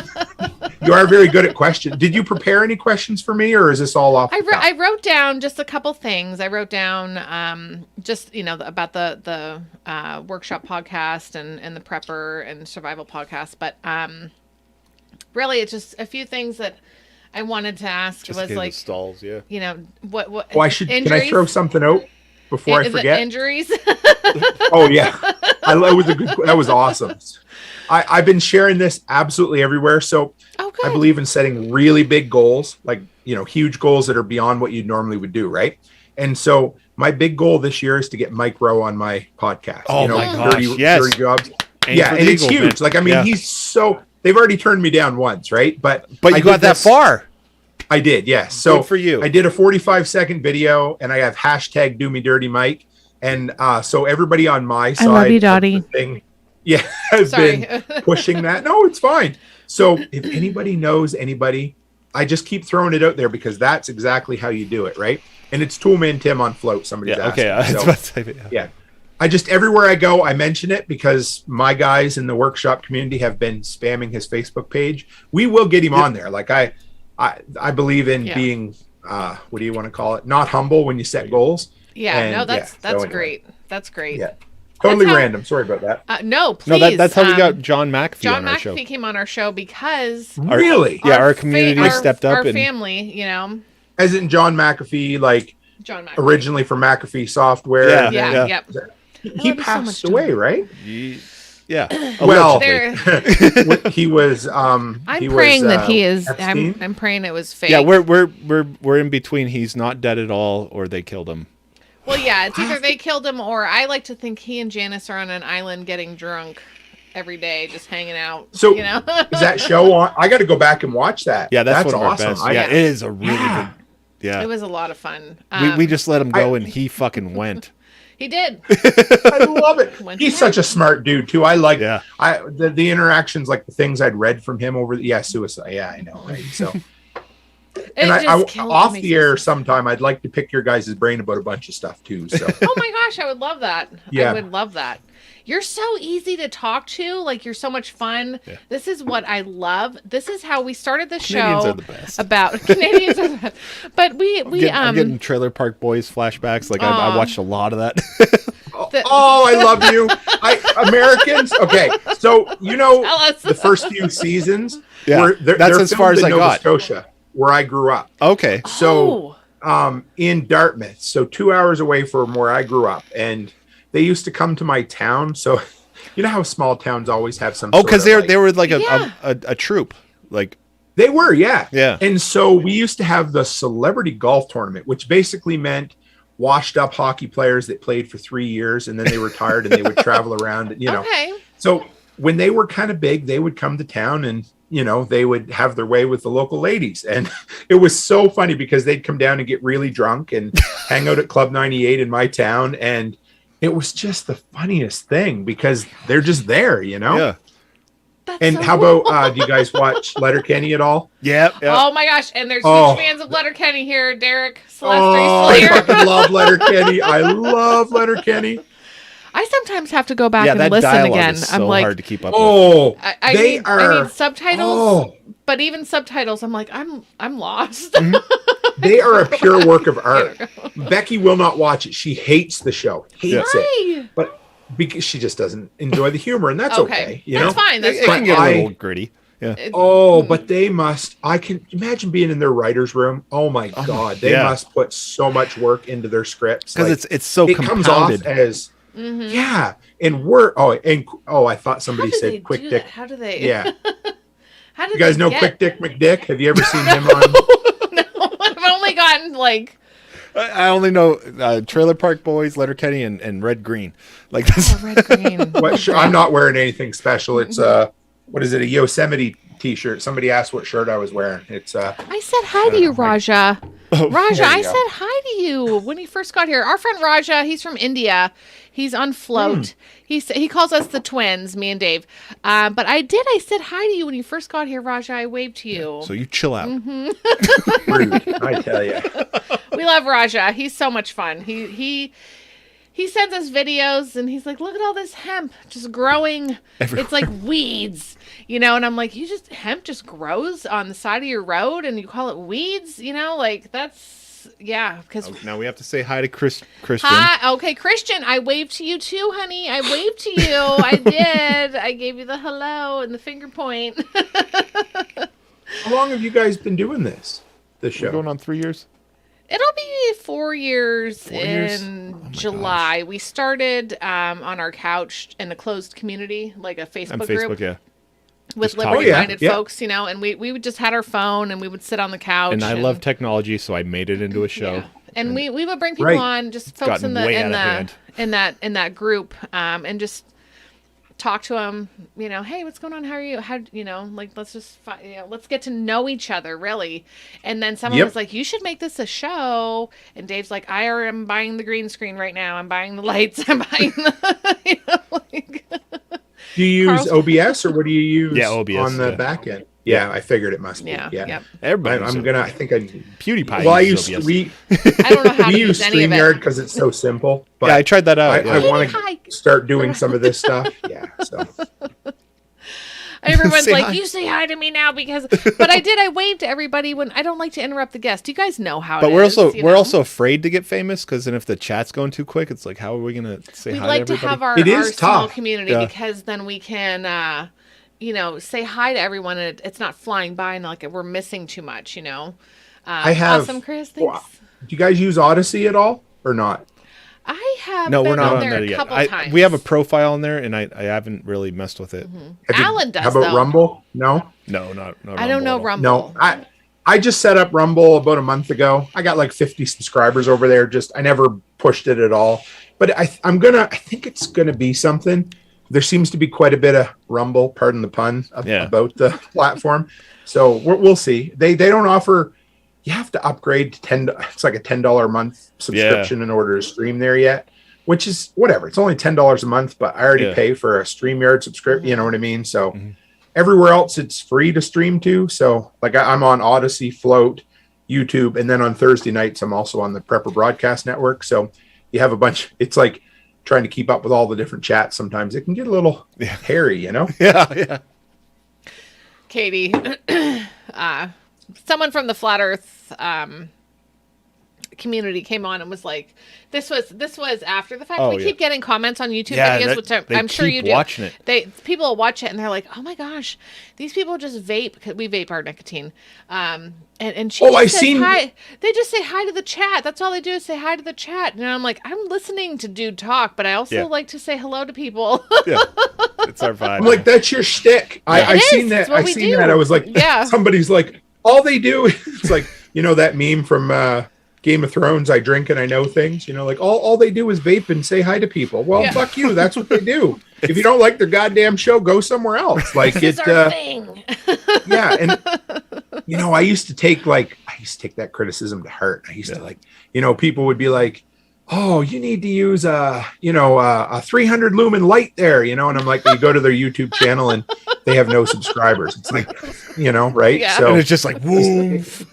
yeah. Yeah. So I let it go now. No, yeah. If it's working, it's working, Yeah. and we're doing what we want to do. Why vape when you can snort coke? Alan. Alan's one of We've our been- good we've been- friends. yeah, we've been Alan is also thinking about it. No, we're not snorting coke. I don't know. It could make the show better. I'm a Pepsi guy anyway, so don't worry about it. Dave But is it a burns when you producer snort of. it, so. Oh gosh, I'm sure. Oh gosh, I feel like somebody snorted Right. pixie sticks one time, and I was yeah. like, I've done candy Pixie canes. sticks. That was pretty exhilarating. "Hi, Phil Pig." Alan, he has a show called "It's Too Late" with Alan Mosley, and Dave is the producer. So on Wednesday nights they go live. Nice. And they're on Odyssey and YouTube and Twitch, but Yeah, we've been hitting Twitch pretty That's- hard. 'cause that's a there's- lot of- there's I haven't They're a done lot the of fun. Twitch thing. Are you? Yeah, Like, I read stories about there was this one kid that it was like $10 million a year he was making, but he streams like 8 hours a day, 5 days a week. They and I'm they like, want a yeah, lot of content to get into their that's inner what my circle. kids want to do. That's okay. Hey, Yeah. I tell my son, like, I put out I go either live or pre-recorded 5 times a week, and I do that on top of all my businesses and stuff, and it That's a keeps lot. Yeah. Yeah. Yeah, I do three Throw 1-hour that shit up shows, on and Twitch. then- You can get some commercials, some monetization and stuff like that. Twitch says that they own your stream for 24 hours, but we're kind of disregarding that right now. Yeah. I think your content, you would be completely fine. You should just do that because just add it to your live, and Yeah. get into that because then people can like gift you things and you can Okay. get ads and stuff How like do that. I don't even know. I know I didn't come on to ask questions. No, but I love ask questions, conversation. Tim. How do you build a presence on Twitch? Like, how does a 41-year-old handyman build a presence on Twitch? Right? We kind of brought it with us, I guess. Well, you know what? We got a lot of Nazis come in, and you got to ban them all. A lot of Nazis, a lot of Russian hackers. Just got ban. But no, you get on there and just do just see do what the happens. thing. Yeah, just get there.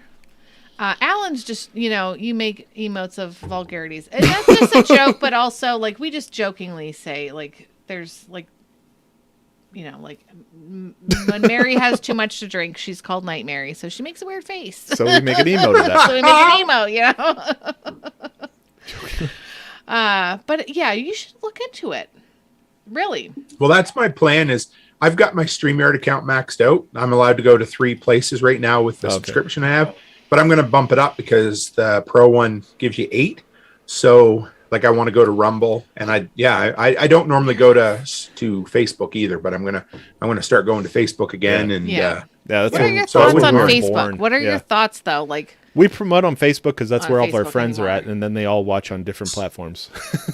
So I think a person is foolish not to go where the eyeballs are. Yep. So, but do you guys a Twilight Zone fan at all? Did you ever like the old Twilight Zone? little bit. I mean, I haven't So watched a I'm lot, but yeah. There's an awesome interview with Rod Serling, the creator of it, from way back. He died like in the 70s, maybe. When you smoke that much, I guess that kind of happens sometimes. But he was just an absolute. Anyway, there's a really cool interview where he talks about how the concept of pre-censorship. So the idea was, what kind of stuff do creators not even create because they know they can't because of the platform they're on, right? Yeah. And so that is always in my mind whenever I'm doing this.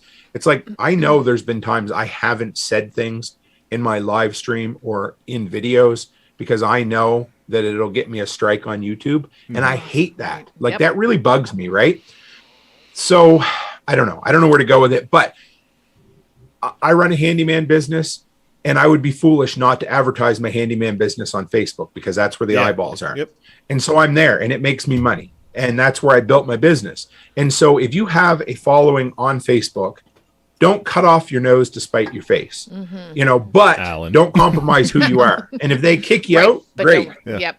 But I can't say that I always live up to that 100% of the time because I know there's been times that I've pre-censored myself where I'm like, I didn't say something or didn't deal with something simply because I figured, it's going to cause me shit, right? And I make like $500 a month between YouTube and my Amazon affiliates, and I really, it wouldn't make or break me, but I really don't want to lose that. You want to keep working in the right direction. I know. Like on Facebook, like everybody's watching live on Facebook right here, right now. But there's 10 on Twitch. Tomorrow they can't Float. watch us on Facebook because we're going to be blocked. Because why we're going to be blocked? Our intro video looks like Universal. Has copyright. Yeah, it looks really. Yeah. We have the Earth with words going around it, but they're different words, and because they own that, no one else can ever put. Yes, but we just like whatever. People are here on Facebook tonight, and if you want to watch it tomorrow, every single live stream I do, I get limited ads on it. Every single one. So as soon as it's done, and I'm like, we don't deal with topics that would normally get flagged. Yeah. You know what I mean? Like, there's nothing in there. So this is what happened. Dan said Rod Serling died in 75. I knew I was close. Anyway, so this is what happens. I run my live stream. I usually have one ad that runs before people log in, and then they run afterwards. But you always make your ad money during those first 24 to 48 hours, right? Because that's always when you get the most views. So as soon as my live stream ends, my little green dollar sign changes to yellow, and they say limited ads because of the subject matter. And I've done 75 live streams, and I've probably had it about 60 times at this point. And I click appeal, and every single time they overrule the appeal and say, yep, your stuff is fine. But they flag it simply because of that. Yep. Subject matter. I don't even know why. I don't know. One time I put up a post. I built this homemade shop vac for sucking the dirt off the bottom of a swimming pool. And I called it, check out. Yeah, it was really cool. And I said, check out a redneck swimming pool vacuum. And they would not Write that let me down. post it because the word redneck was in my post. Oh, I would put it up on, Yep. you know, the community section on YouTube where you can put, So I would put it up and it would disappear in 2 seconds. And I tried it 5 times. It disappeared every time. So I finally said, what's going on? I eliminated the word redneck and it stayed up, no problem. But it wasn't a slur. It was it was a redneck kind of, yes. Yeah. Alan Mosley says, as a redneck, I'm deeply offended at being unperceived. He's joking. But I wanna As a say- redneck. Alan, it's too fucking bad. I'm really sorry, buddy. Don't you just hate how everything is so like you can't you're not making fun of anybody. Yeah. You're just calling it what it is. Like you used to be able to just say that. And it was what it is. And if you go to the rednecks, they would be like, hell yeah, that's fucking great. Definitely call it a red. I'm a redneck. You I live in better the call country it- in Alberta. Yeah, you better call it a redneck. This is as close to Texas and Canada as you can get is Alberta. I mean, this is oil country up here, right? Oh, and gosh. the last KKK group in Canada was in my town here less than 20 years ago. So this is as redneck as it gets here. Yeah. And whether, so not that that's a good thing. I'm just saying, right? No, but I'm just, it's like, I feel like a lot of times the Karens that are out there, like protecting, everybody else, the folks that they're protecting don't actually give a fucking shit, No. like it's not a bit. They don't care. What do they say? You've been called racist more by a white person than you've ever been called by anybody else. So Yeah. Can It's I kinda ask sad, you? I know. Can I ask you about Yeah. Tim Hortons? sure. Okay. He was a So- famous hockey player.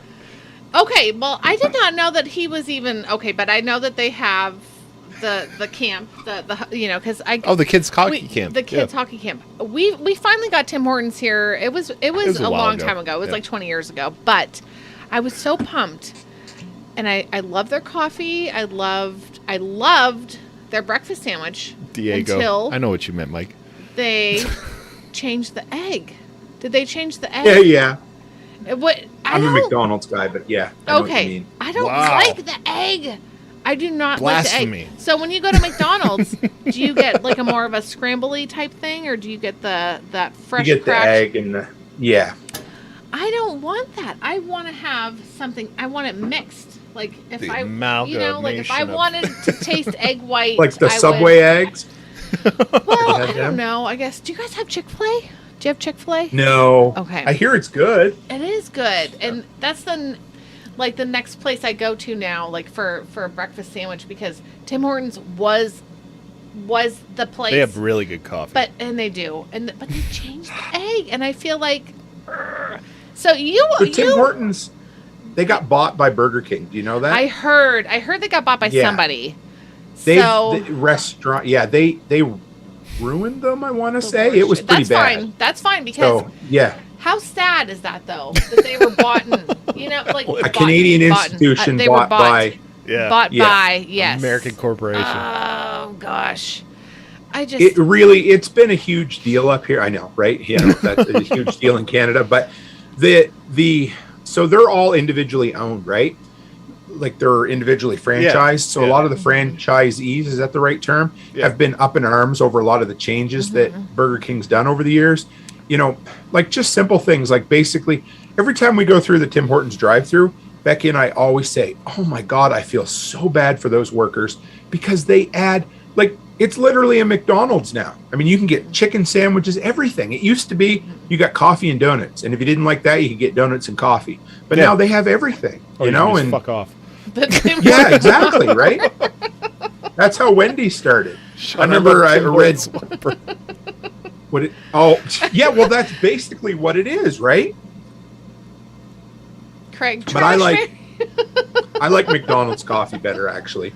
Although Becky and I have started a coffee business, so we're into just about everything at this point. But Oh, that's exciting. we partnered with a roaster in Ottawa. We're just launching it, and it's a white label. So we picked the brews, the mixes, the roasts.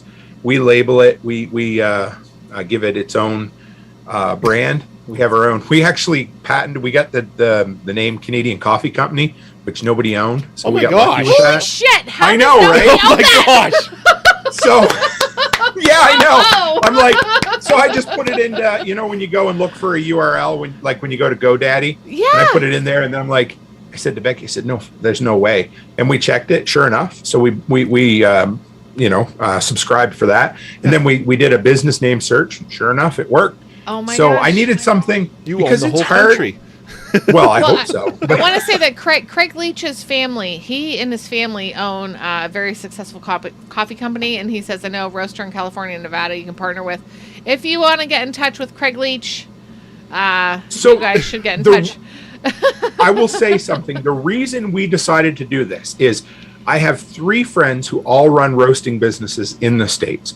If I can remember them all, Holler Roast in Tennessee, Disaster Coffee out of Virginia, and Food Forest Farms out of Washington. And the problem is, nobody in the States knows this, but it is so difficult to get anything shipped from the US to Canada, especially food products.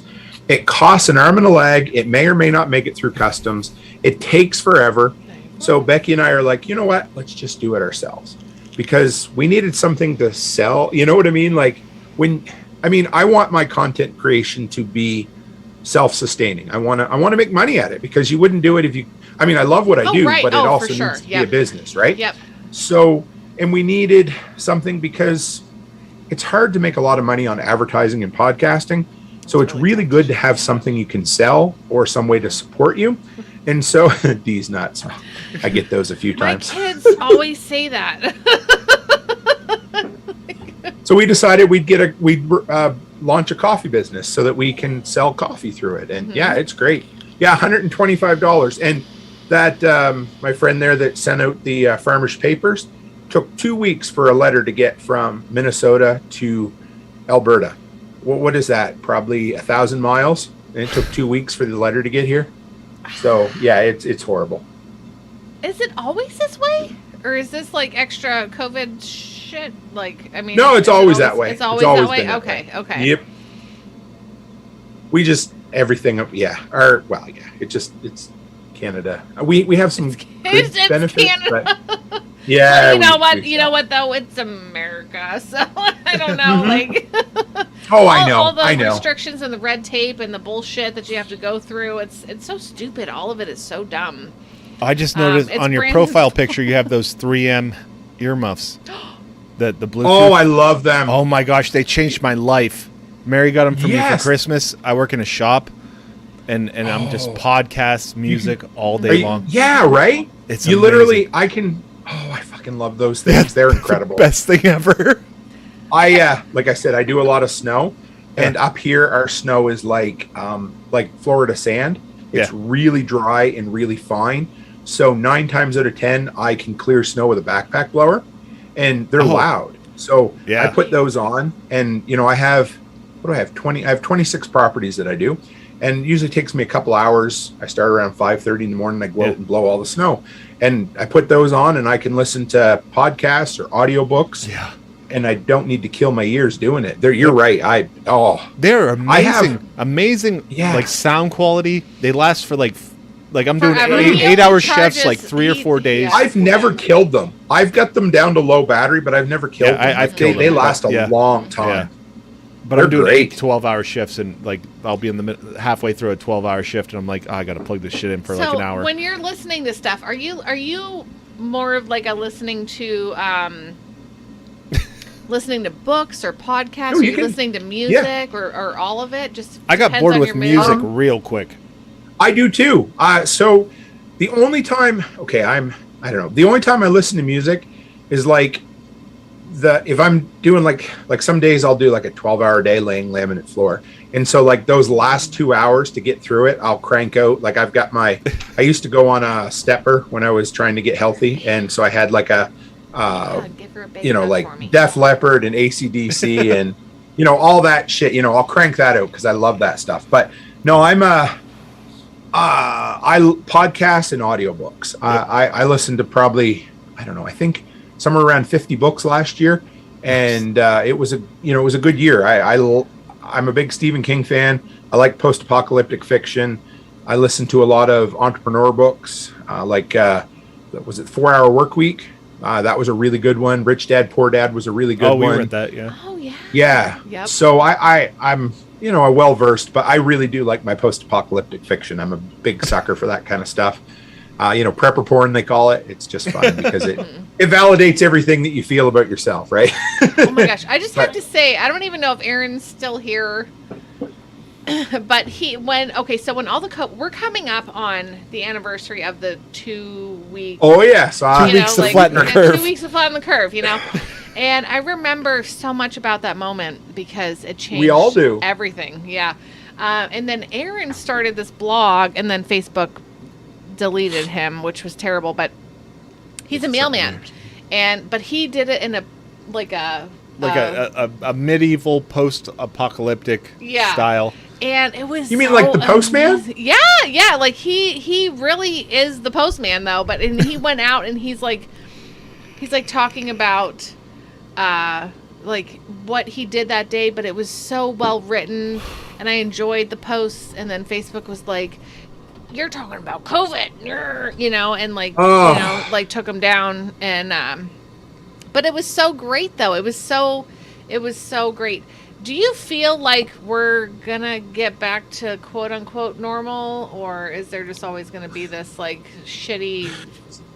So there's a really good quote. You guys know C.S. Lewis? Yep. Yeah. Lion the Witch. So okay, he has a really good set of essays, and this quote was floating around for a while, but a student asked him. They're like, this was shortly after the nuclear bomb was invented, and they said to him, they're like, "Hey, I'm paralyzed with fear. How can I live knowing that they could blow us up with a nuclear bomb tomorrow?"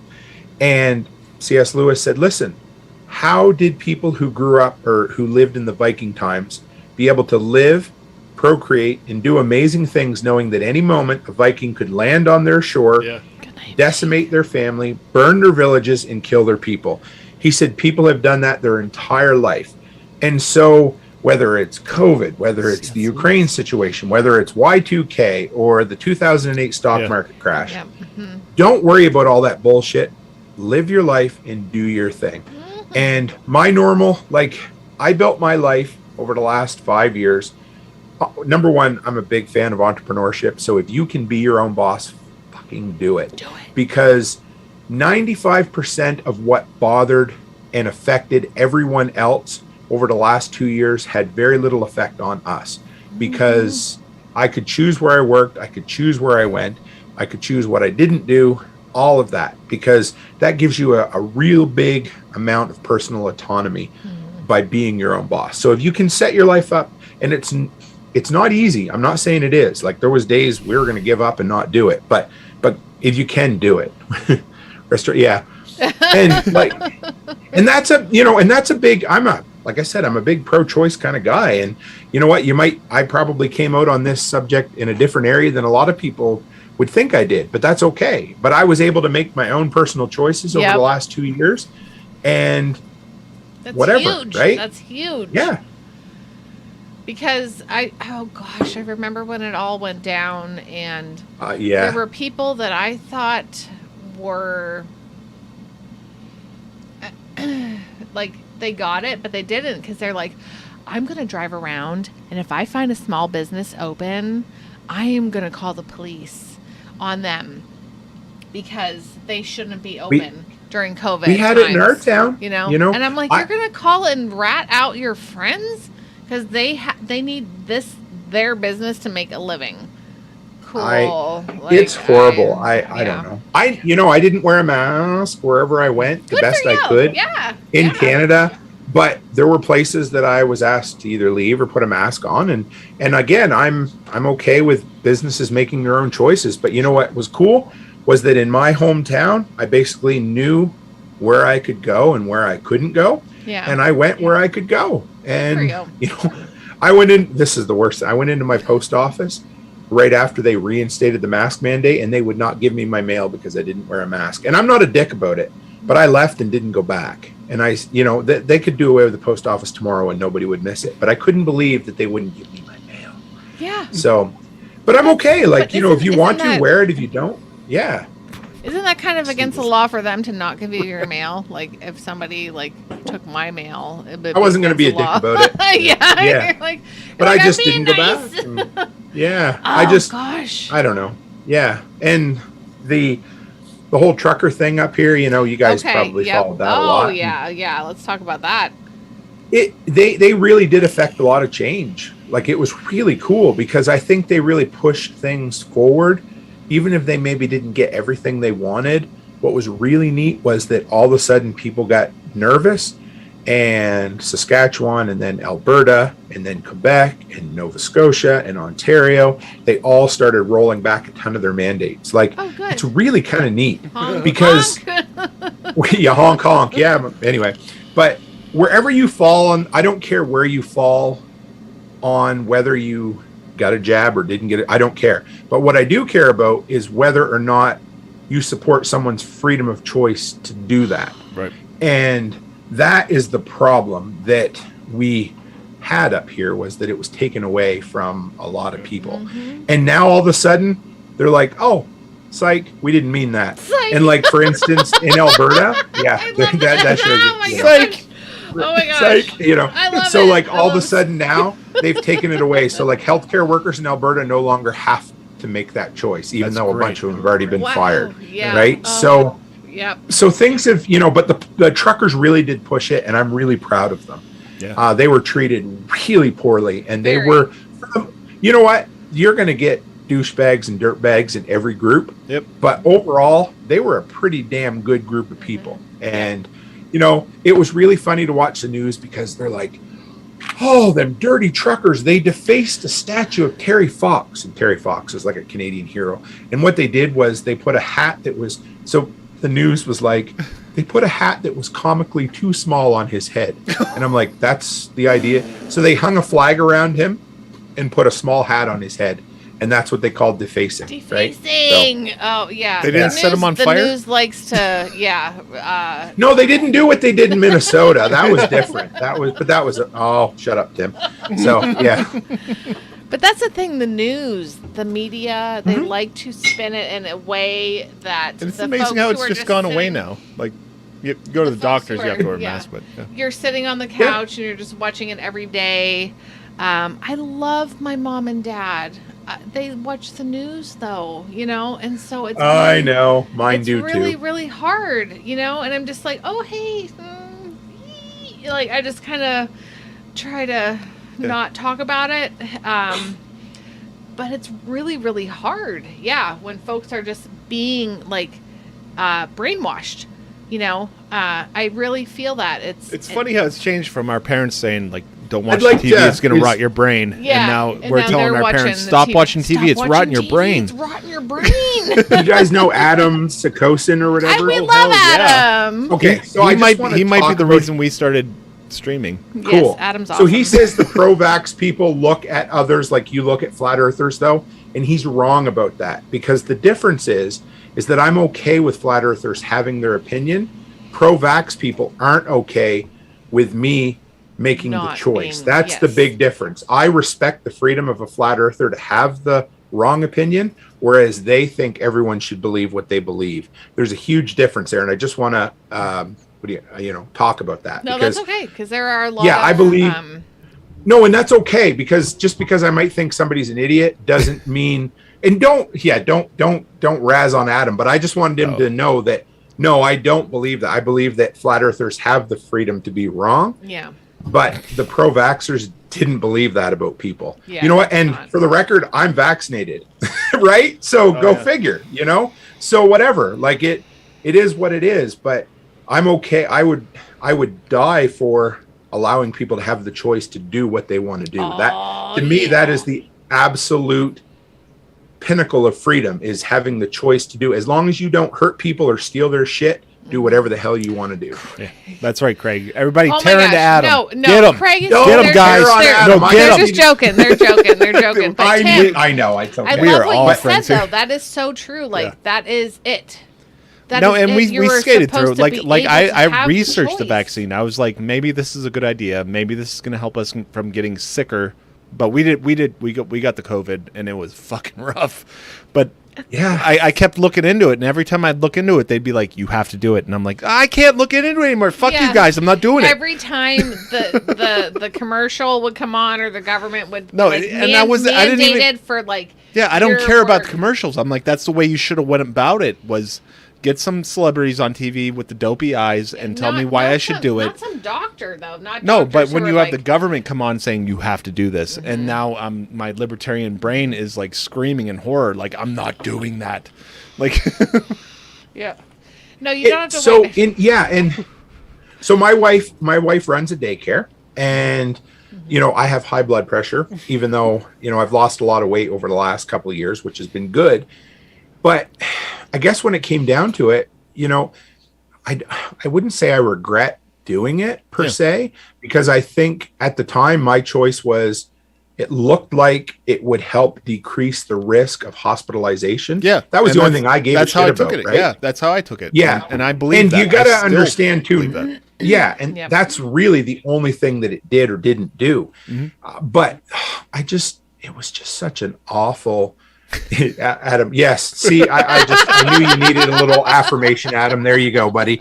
So, but yeah, so it's tough, right? Like, I don't know. I just, all I can say is that, and that was I had a lot of conversations with a lot of people, and when it come down to it, it was a black or white issue for everybody. Nobody was in on the freedom of choice issue. We always used to be freedom of choice for everything. And it wasn't that way. It was either, the fucking Ukraine situation is very similar all of a sudden, right? It's either, Russia's the absolute enemy, and there's no in between, right? Yeah. And I'm a non-interventionist. Yeah, maybe they're both assholes. Non-interventionist. Maybe they are, right? Yeah, non-interventionist, right? That's it. Yeah. Yes. Basically stay out of other people's fucking business because I love Ron Paul. Ron Paul's on the Survival Podcast, eh? It's friggin' incredible. I cannot believe that I am on the same podcast occasionally as Ron Paul. So what happens is Jack gets, I think it's like 5-minute segments from the Ron Paul Liberty Hour or whatever. Oh, yeah. And they send them to him, they curate them. And then I'm like, Ron Paul, and then Dr. Bones, and then Ken Berry, like the world's expert on keto. And then it's like, oh yeah, Tim Cook's going to come on and talk about why he loves fucking Dewalt batteries. And it's like, it's so crazy. I love it. It's like the craziest thing that ever happened. Yeah, it's neat. And then Tim Cook's going to come on. Yeah. That's how I feel like if we're on anything. I think Alan's feeling it too, yeah. And then here's David Mary to drink some beers and chat with somebody about, whatever. I love that. Oh my gosh. We got to see Ron Paul. We didn't get to meet him. What's that? We got to see Ron Paul. We 2011 in Pittsburgh. 2012. Yes. 2012, yeah. And now I'm being a bitch, 2012, Dave. No, no, because I remember, oh my gosh. And there was standing room only. They packed that place full. Yeah. We bought tickets when we found out he was coming, and we drove to Pittsburgh and told everyone around us, get there. You got to get there. And we were 3 rows back and saw this man, and he didn't want to be the president and ruler, and also presidents, they're not supposed to be the ruler anyway. But he just wanted to teach. He wanted to talk to us about stuff. And I was like, this is it. That you can tell that man is just passionate about freedom. And I love it. I love listening to the guy. He's an old stodgy dude and doesn't have a sweet fucking clue about some things. But he is absolutely about technology and stuff. It's so funny to hear him talk about it. But he is so smart, and I just love it because we really do. I know we share a border, but Canada is just a whole nother world. Even our right wing political groups are really left wing. You guys have got I don't want to say you're pretty close to far right and far left or somewhere there. Whereas up here, here's center. So conservatives would be right here. And then the liberals would be here, and then the NDP would be way over here. Everybody's around center or left of center. There's really no of center up here. Yeah. Wow. The conservatives are close, but they are they would be very close to a traditional Democrat kind of belief in a lot of things. We still need nationalized healthcare.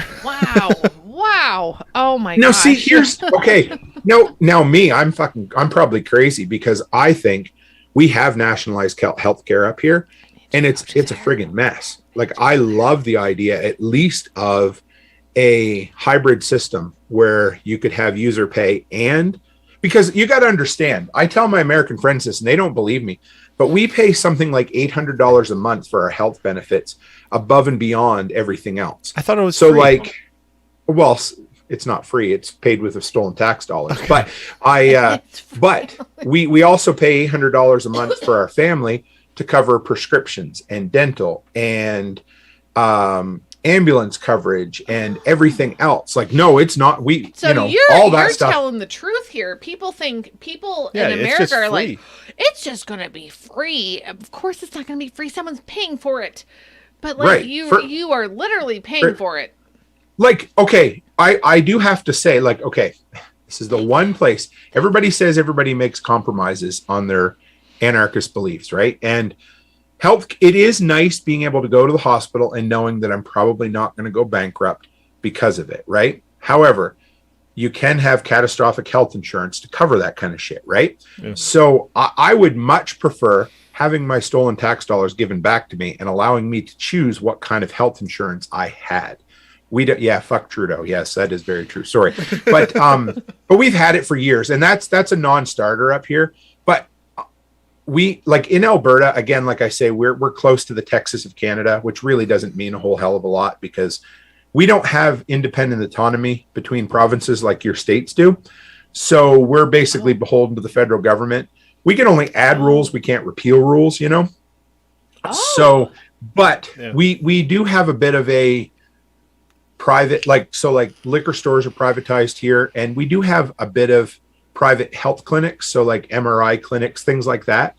And they're great. What blows my mind is why people would ever say they don't want that kind of thing. Because all that does is pull people out of the public system and help. Because like in my home province, the wait times are atrocious for everything. Like just years for some things, like knee replacements and stuff. Oh so gosh. If you could have things that are, if somebody who has money can pay for it, jump the queue, well, that person gets pulled out of the way and everyone else behind them gets bumped up. So why is that a bad thing, right? But there's just, if you ever mention anything about private healthcare in Canada, they'll lynch you and want to kick you out of the country. Yeah. But I would gladly have my tax dollars back and allow me to choose where I want to insure myself. Because like I said, it's about $800 a month we pay for supplemental health care up here. And a lot of my American friends pay less than that for their health care insurance. And so that's just that's taken out, like, do you have a choice? Yeah, I would. Okay. No, I mean, were you ever told, I always laugh about this, but I mean, when you were born, did anybody ever come to you when you turned 18 and said, would you like to pay taxes, sir or ma'am? No, thank you. Right. But if you choose not to, what happens, right? Mm-hmm. Eventually, after 6 or 7 years, the IRS comes after you. And if you say, I really don't want to pay anymore, I'm still not going to pay anymore. Eventually, they're going to send men with guns after you. Yeah. And they're going to put you in a prison and they're going to take your freedom away because you chose not to pay taxes, but you never had a choice in the matter, right? We just had this exact conversation with our son. Oh yeah. Don't get caught. Even though he knows right. about all of that, but he's like, what if you just didn't pay your taxes? Like, we're just driving down the road and our oldest, he's almost 13. He's like, what if you just don't pay taxes? And I was like, well, yeah, they're going to get you eventually, but just, and Dave's like, don't get caught. And I was like, listen, like they're do gonna enough on paper. They're gonna penalize you for every year you didn't pay. D3 wants you to go to prison like so. If it's been 10 years, they're gonna penalize you for every. Oh man, the IRS. We were in debt to the IRS. They fucking hurt. And they don't care about you. They don't care about you. Do you know about Tuttle Twins? Tuttle Twins. Well, that's a libertarian books, isn't it? Yes. Oh my gosh. Okay, so Connor Boyack. I don't know. It's like I don't know how. Really? All that. Awesome. We tricked a lot of people coming on this show. We joked. Yeah. I don't like you all the time. I'm a big deal. Come on, We're like, come on, hang out with us. But this is the those are good books. Yeah. Those are heard really, that. We should get an really- affiliates link. Yeah, they're so good, and they have ones for like teenagers Yeah, now. and they got like videos now and like and cartoons. videos. They're doing It reminds me when I was a kid going to magazines. church, you know, like we got the Veggie Tales, and we, you know, they're just as cool as the Simpsons, right? Tales are pretty good. Well, they're not. They got bought out by some secular group now, or probably whatever. You know what Disney. I mean? But Yeah. Aw, I do love Veggie Tales, but like, Yeah, they're pretty good. I used to be able to sing the song, so don't feel. Yeah. yeah. When the kids want to watch it, I'm like, let's watch the old Veggie Tales. Yeah, Let's not watch the it new like ones. Yeah. let's watch the old ones, you know. Veggie Tales. Yeah. Veggie Tales. Bob the Tomato and Larry the Cucumber. Yes, Yeah. yes. When I went to Bible college, that was all the rate because, you know, you were 18 and you're like, oh, let's watch some random cartoons, you know. Here's what That's you're what we allowed to did. watch. Yeah, that's exactly it. But we could also listen to any rock music as long as it was Christian. That was good too. Yeah. So I was a big POD fan back in the day. You remember POD? You guys? POD. Maybe not. I don't know. What do you, Well, they I were don't- like rap rock kind of. They were kind of I on feel the like- verge. I feel listened like to- you would know. what was that? What was my first CD was? Your parents were more. Yeah, what was it? I was Catholic, so I could listen to a lot of different things. Their big That's song was fine, I get Jesus it. Freak. What was that? That was DC Talk. DC Talk. Yeah. That was my first CD that my Oh, dad yeah. bought me. Yeah. Yeah, you really did grow. My parents didn't care what I listened to for music. Like I was I listened to my gangster parents were rap big. and Yeah. heavy metal heard of and POD? No, we listened to NWA, but I was only have allowed to listen to I have DC to go Talk. pee real quick. I'm gonna be Me right back. too. yeah, go for it. You I'm can actually wait. doing good tonight. I usually have long needed Sorry. to by now, so we're doing all right. Talk. I'm holding it, Mary. Yeah, you know, a Let's go. funny That's story fine. about POD. Their album. I always remember this. Their album come out on 9/11. I was waiting for their satellite album. If anybody else remembers this, so you remember how CDs? How old are you? Can I ask you that? I'm 40. Okay, so we're in the 40, same 44, whatever. 43, something like that. Yeah. Okay, yeah. So do you remember when CDs used to come out on Tuesdays? I don't know if you remember that or not. No, They I always don't. come out on Yeah. Tuesdays. Yeah. So we had a local record store in the town, and I was like, I couldn't wait for this album, right? So I went and bought it. It came out on 9/11. I brought it. I took it back to my dorm room, put my headphones in, listened to the whole goddamn album, like front to back. And I step out into the hallway, and they're like, "The whole world's going to hell. The towers got hit and everything." Oh. And I was like, "Oh, I just wanted to listen to my POD album today." It was so crazy. Oh my god, They ruined yeah. it for me. Freaking Taliban. But anyway, that's another story for another day. I gotta check that Youth of the Nation. Yeah, that was a good album. Yeah, but when They're a 9/11 good happened, song. I wasn't awake yet, and I'm interested to like see like what that looked like for the people who knew what was going on when it. Oh happened. yeah. Because have you always lived in Pennsylvania? yeah. I was born and Yeah. raised So there, yeah. you had the Flight 93 or whatever that landed in Oh yeah, that Pennsylvania? down south, yeah, somewhere. Yeah, the guy I had on my show on Sunday, he was in the war room. He was in emergency management in Pennsylvania. He just started. And when they called, you know, like the guy that called from the plane to the whatever, Yeah. he was in the room when the phone call come in. It was friggin' give me chills when he told me the story. I was like, what? Yeah. So it was a pretty neat guy to talk to. Like yeah. Jars of Clay, I sure remember them. Oh, Yeah, I that do. was the other band. Yeah, I never Reliant listened. K. to Do you their remember stuff. Reliant K? I don't No. know if you do. No. They were a punk band. Oh, I saw them live. And Supertones, they were another one right around the same time. They That were. Remember when sounds ska was big? Remember ska come back for a little while? Yeah, they were a Christian ska band. They came to my town. Okay, yeah. Oh my god, yeah. Yeah, it was funny. I was into like all that stuff, like kind of early, like punk ska Yep. and stuff like that. And I actually caught the nickname ska because I was trying to describe like ska to my high school friends, and It and they was in didn't a ska understand. band. Oh, it's like circus music, and I'm like, it's got horns. I don't know. It was crazy. I loved it. Remember the Mighty Mighty Boss Tones? Oh, and it only lasted for a minute. It was like maybe a year. I don't know. It Yeah, I wasn't, was but man, big it into the Mighty Mighty everywhere. Boss Tones. I saw them.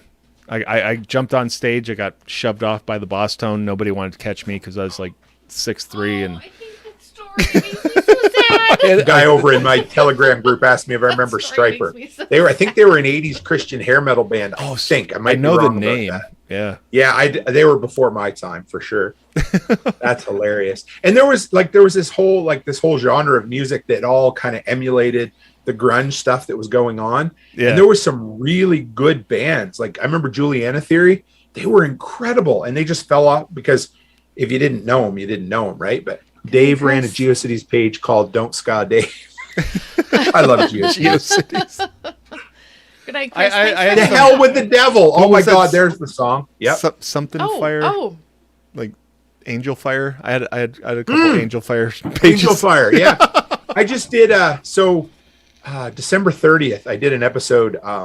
Where were you for Y2K? I've always loved Y2K. I don't know why, it's just stuck with me, and it was a lot of fun. We did a cool episode. And, that's when we were dating.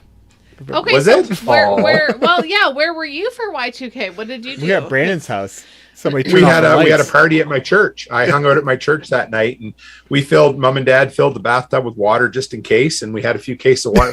We would have been screwed. We were absolutely, but another guy come on and he's like, oh, we all would have been. But I remember, so it was like 95 or 96. My biology teacher put a news clipping up on his whiteboard about the millennium bug, they called it at the time. Yeah. And they're like, this is going to ruin the world. And I'm like, Oh, no. okay, cool. But I was only like 14, and all I cared about was smoking cigarettes and drinking Tim Hortons coffee. right, So it yeah. really didn't matter Oh at the time, man, right? I had So Tim Hortons coffee to drink then. I was at the With my pilot. that was cigarettes. back when you used to be able to go into Tim Hortons and smoke a cigarette at Yep. Tim Hortons. So that was. I remember smoking cigarettes at McDonald's. They had the little tin. Oh yeah, Ashtrays. yeah, yep. Yeah, the little throw. Oh yeah, We thought it was cool to like blow smoke in our cup and then ask for a refill, and they'd open up and all this smoke would come out. Oh, my God. That Panos right up the street there. Yeah. That's where I spent a lot of my time just doing my. I think homework. someone's a wrestling fan. I might be wrong about that. Is that Y2J? If anybody- Yeah, that's Hatch. Yeah, he's a wrestling Oh, fan. he's super wrestling. Yeah.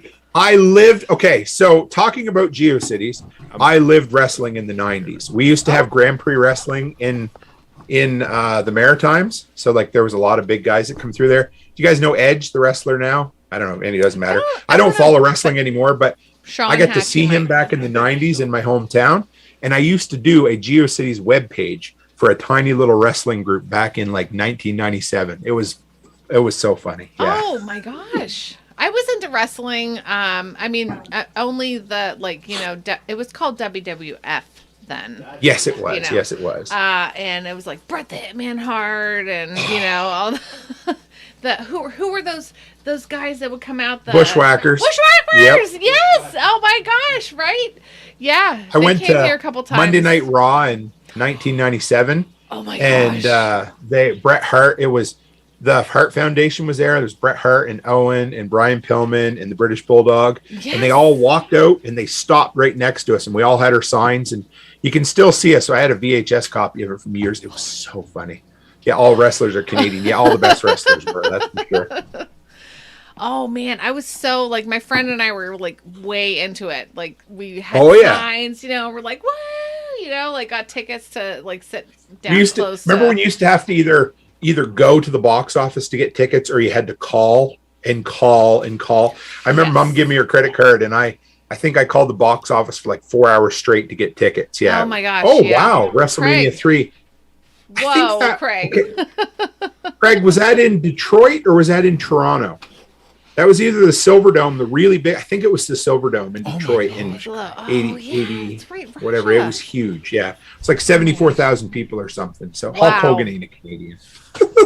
And my friend, she would get like her mom would, like knew she was way into it, and she would get like that, like the Silverdome. Yeah, I feel like it was Detroit. like the pay-per-view events, like I couldn't get in my house, and I'd go over there and be like, yeah, let's watch this wrestling. I was a pirate back in like the early 90s. I used to take and I'd rent VHS tapes, and I'd hook up 2 VCRs, and I'd record one to the other, and then I'd keep them, and then oh my god, when it was before Napster come out, was it Nutel? I forget what Oh it my was. gosh. Anyway, it was, yeah, I downloaded all that stuff, but we used to get all the free pay-per-views. So we had like a descrambler where we could get the wrestling pay-per-views, but they didn't have any sound. So then we'd record them on VHS and we'd pass them around through all of our friends and stuff like that. Oh, I was a huge pirate. I loved that shit back in the day. I don't know why, but maybe that's where I got the anarchist stuff from. Sean says, LOL, this guy is me. I could possibly be. There's not much I couldn't talk about. He's the Canadian version of you, Sean. That's all. That's what it is. I'm the type of person that gets, what do they call that? I don't even, there's a name for it, but I drop interest like a bad habit. So I'll get like balls to the wall. Sorry, I don't know if I can say it. Anyway, crazy about say all of it. Sorry, it's too late. It's already out there. But like whatever my latest interest is, I will go crazy for like 4 months or 6 months. And then I just drop it and move on. Like I got a 3D printer. I learned all about it. And then I moved on. I did indoor hydroponics. I learned all about it. And then I moved on. You know, I just do that because I get bored with things and then I learn something else. Yeah. And, it's weird. That's awesome though. That like you keep learning. And that's the thing I want to teach my kids is like, you know we homeschool and stuff, but like I just want them to know that the learning doesn't stop when you graduate, you know. Oh, no. When the graduation happens, like Fraggle Rock. It's, Sorry. you know, like, but I feel like I fucking love Fraggle Rock. Oh my gosh, Sean, he is you. He is the Canadian version of you. Oh my Well, gosh. see, the thing, Oh I my just gosh. watched a documentary on Jim Henson, the guy that did the Muppets, you know? Yeah. And It's I always Sean. thought Fraggle Rock was a Canadian show. I had no idea because it was played on a Canadian station up here for years. But it turns out I was watching it. I guess it was an HBO show that got leased out all across the world. Oh my gosh. And Fraggle Rock was awesome. It was really trippy. And but yeah, I love the show. Rick Moranis, he was a so great you comedian. guys are best friends now. Sean Hatchie, I feel he's doing the. Did we just become best friends? Yep. I think we did.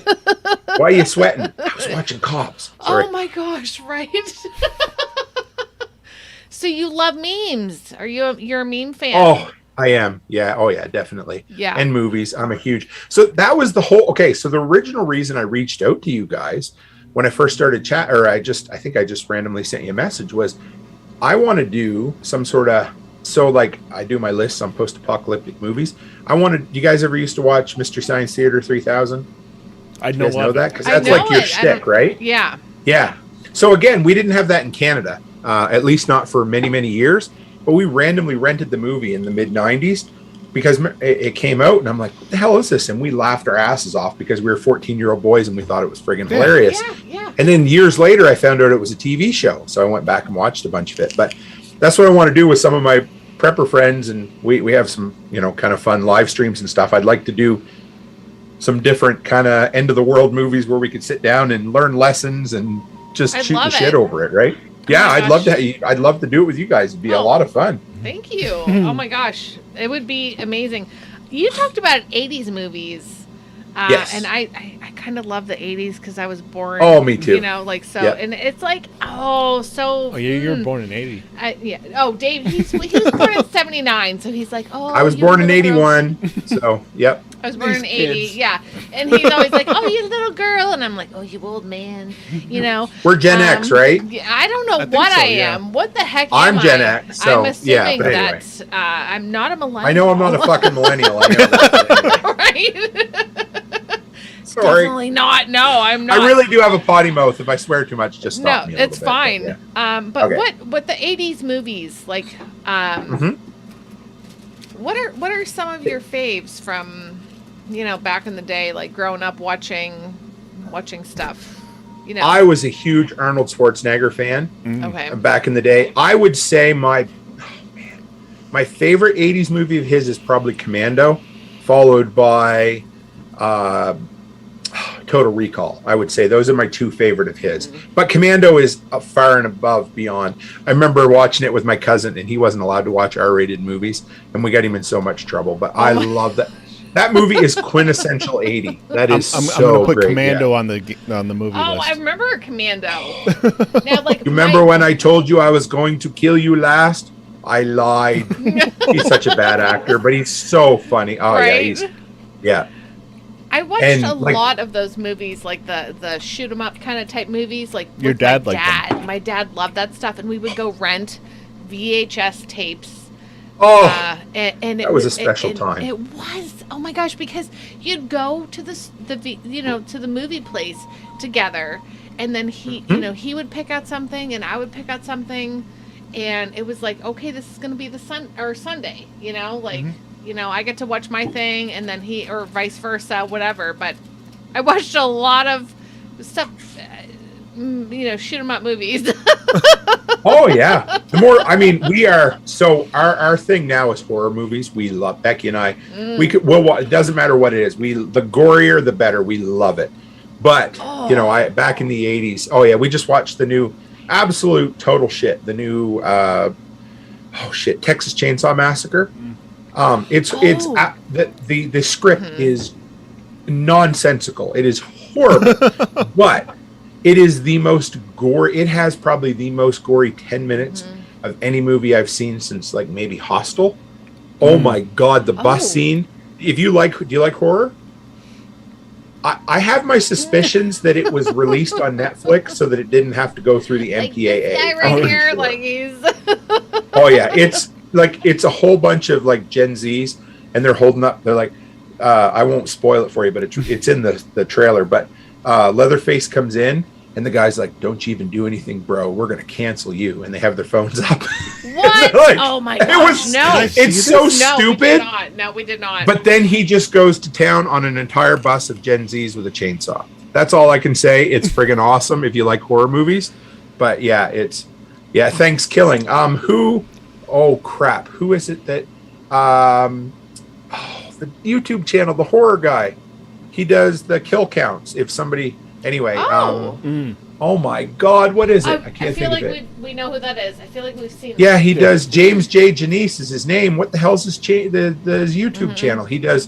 Oh, he's funny. Anyway, but that's where I heard of Thanksgiving before. But I don't know. 80s movies. My favorite post-apocalyptic ones are Red Dawn, of course. Wolverines. You guys ever seen Red Dawn, the old one? I've seen it. Yeah. Yeah. Oh, I love that. Yep. And the Miracle Mile. Have you ever seen Miracle Mile? No.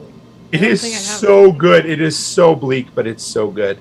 Like it's got Anthony Edwards in it from ER. Do you guys remember him? My gosh, I do. Yeah, he's young in it, and he meets a girl, and they hit it off.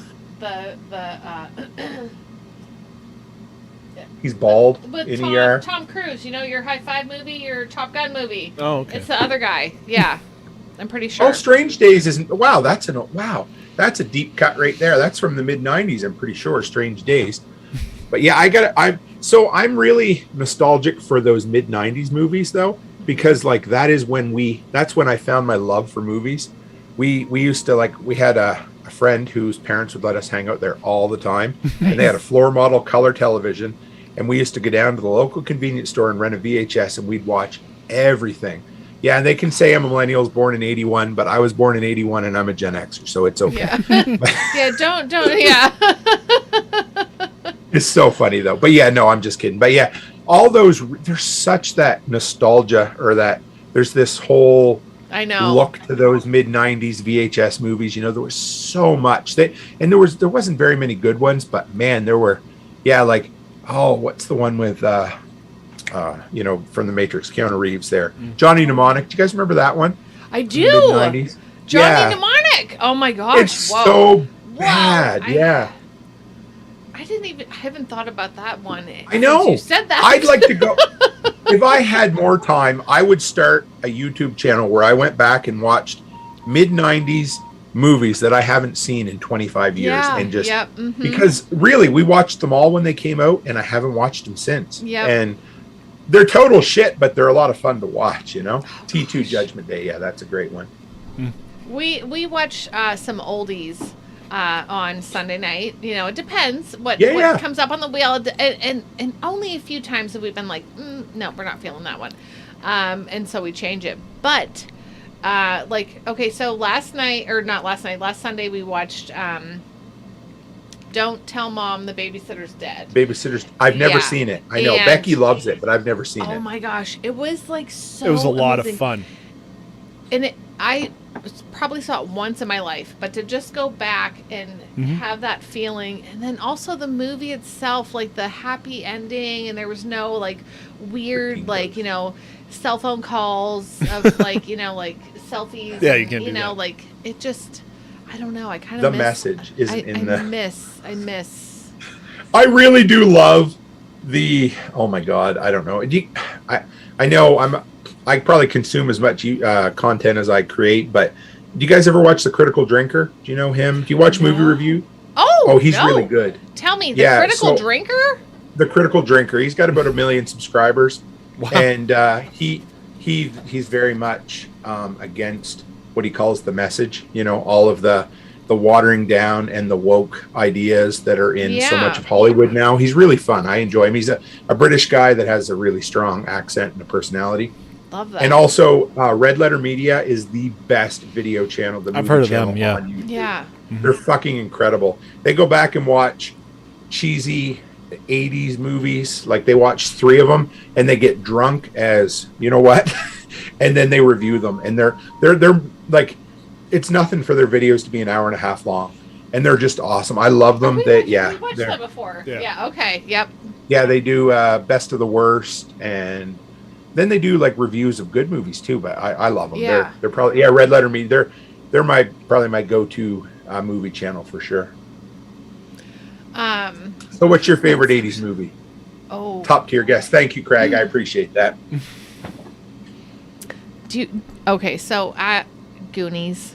Oh, that's Goonies Yep. is my all-time No, that's my. I was going to say mine, but that might be better. But no, yours come? is. Go ahead, say. Mine's Goonies? Top Gun. Yeah. Why Yeah. Goonies?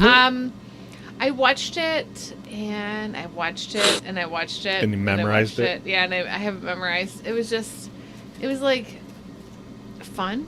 It's fun, wholesome, adventurous. And there's there's no like real danger, like it just. But there is real danger.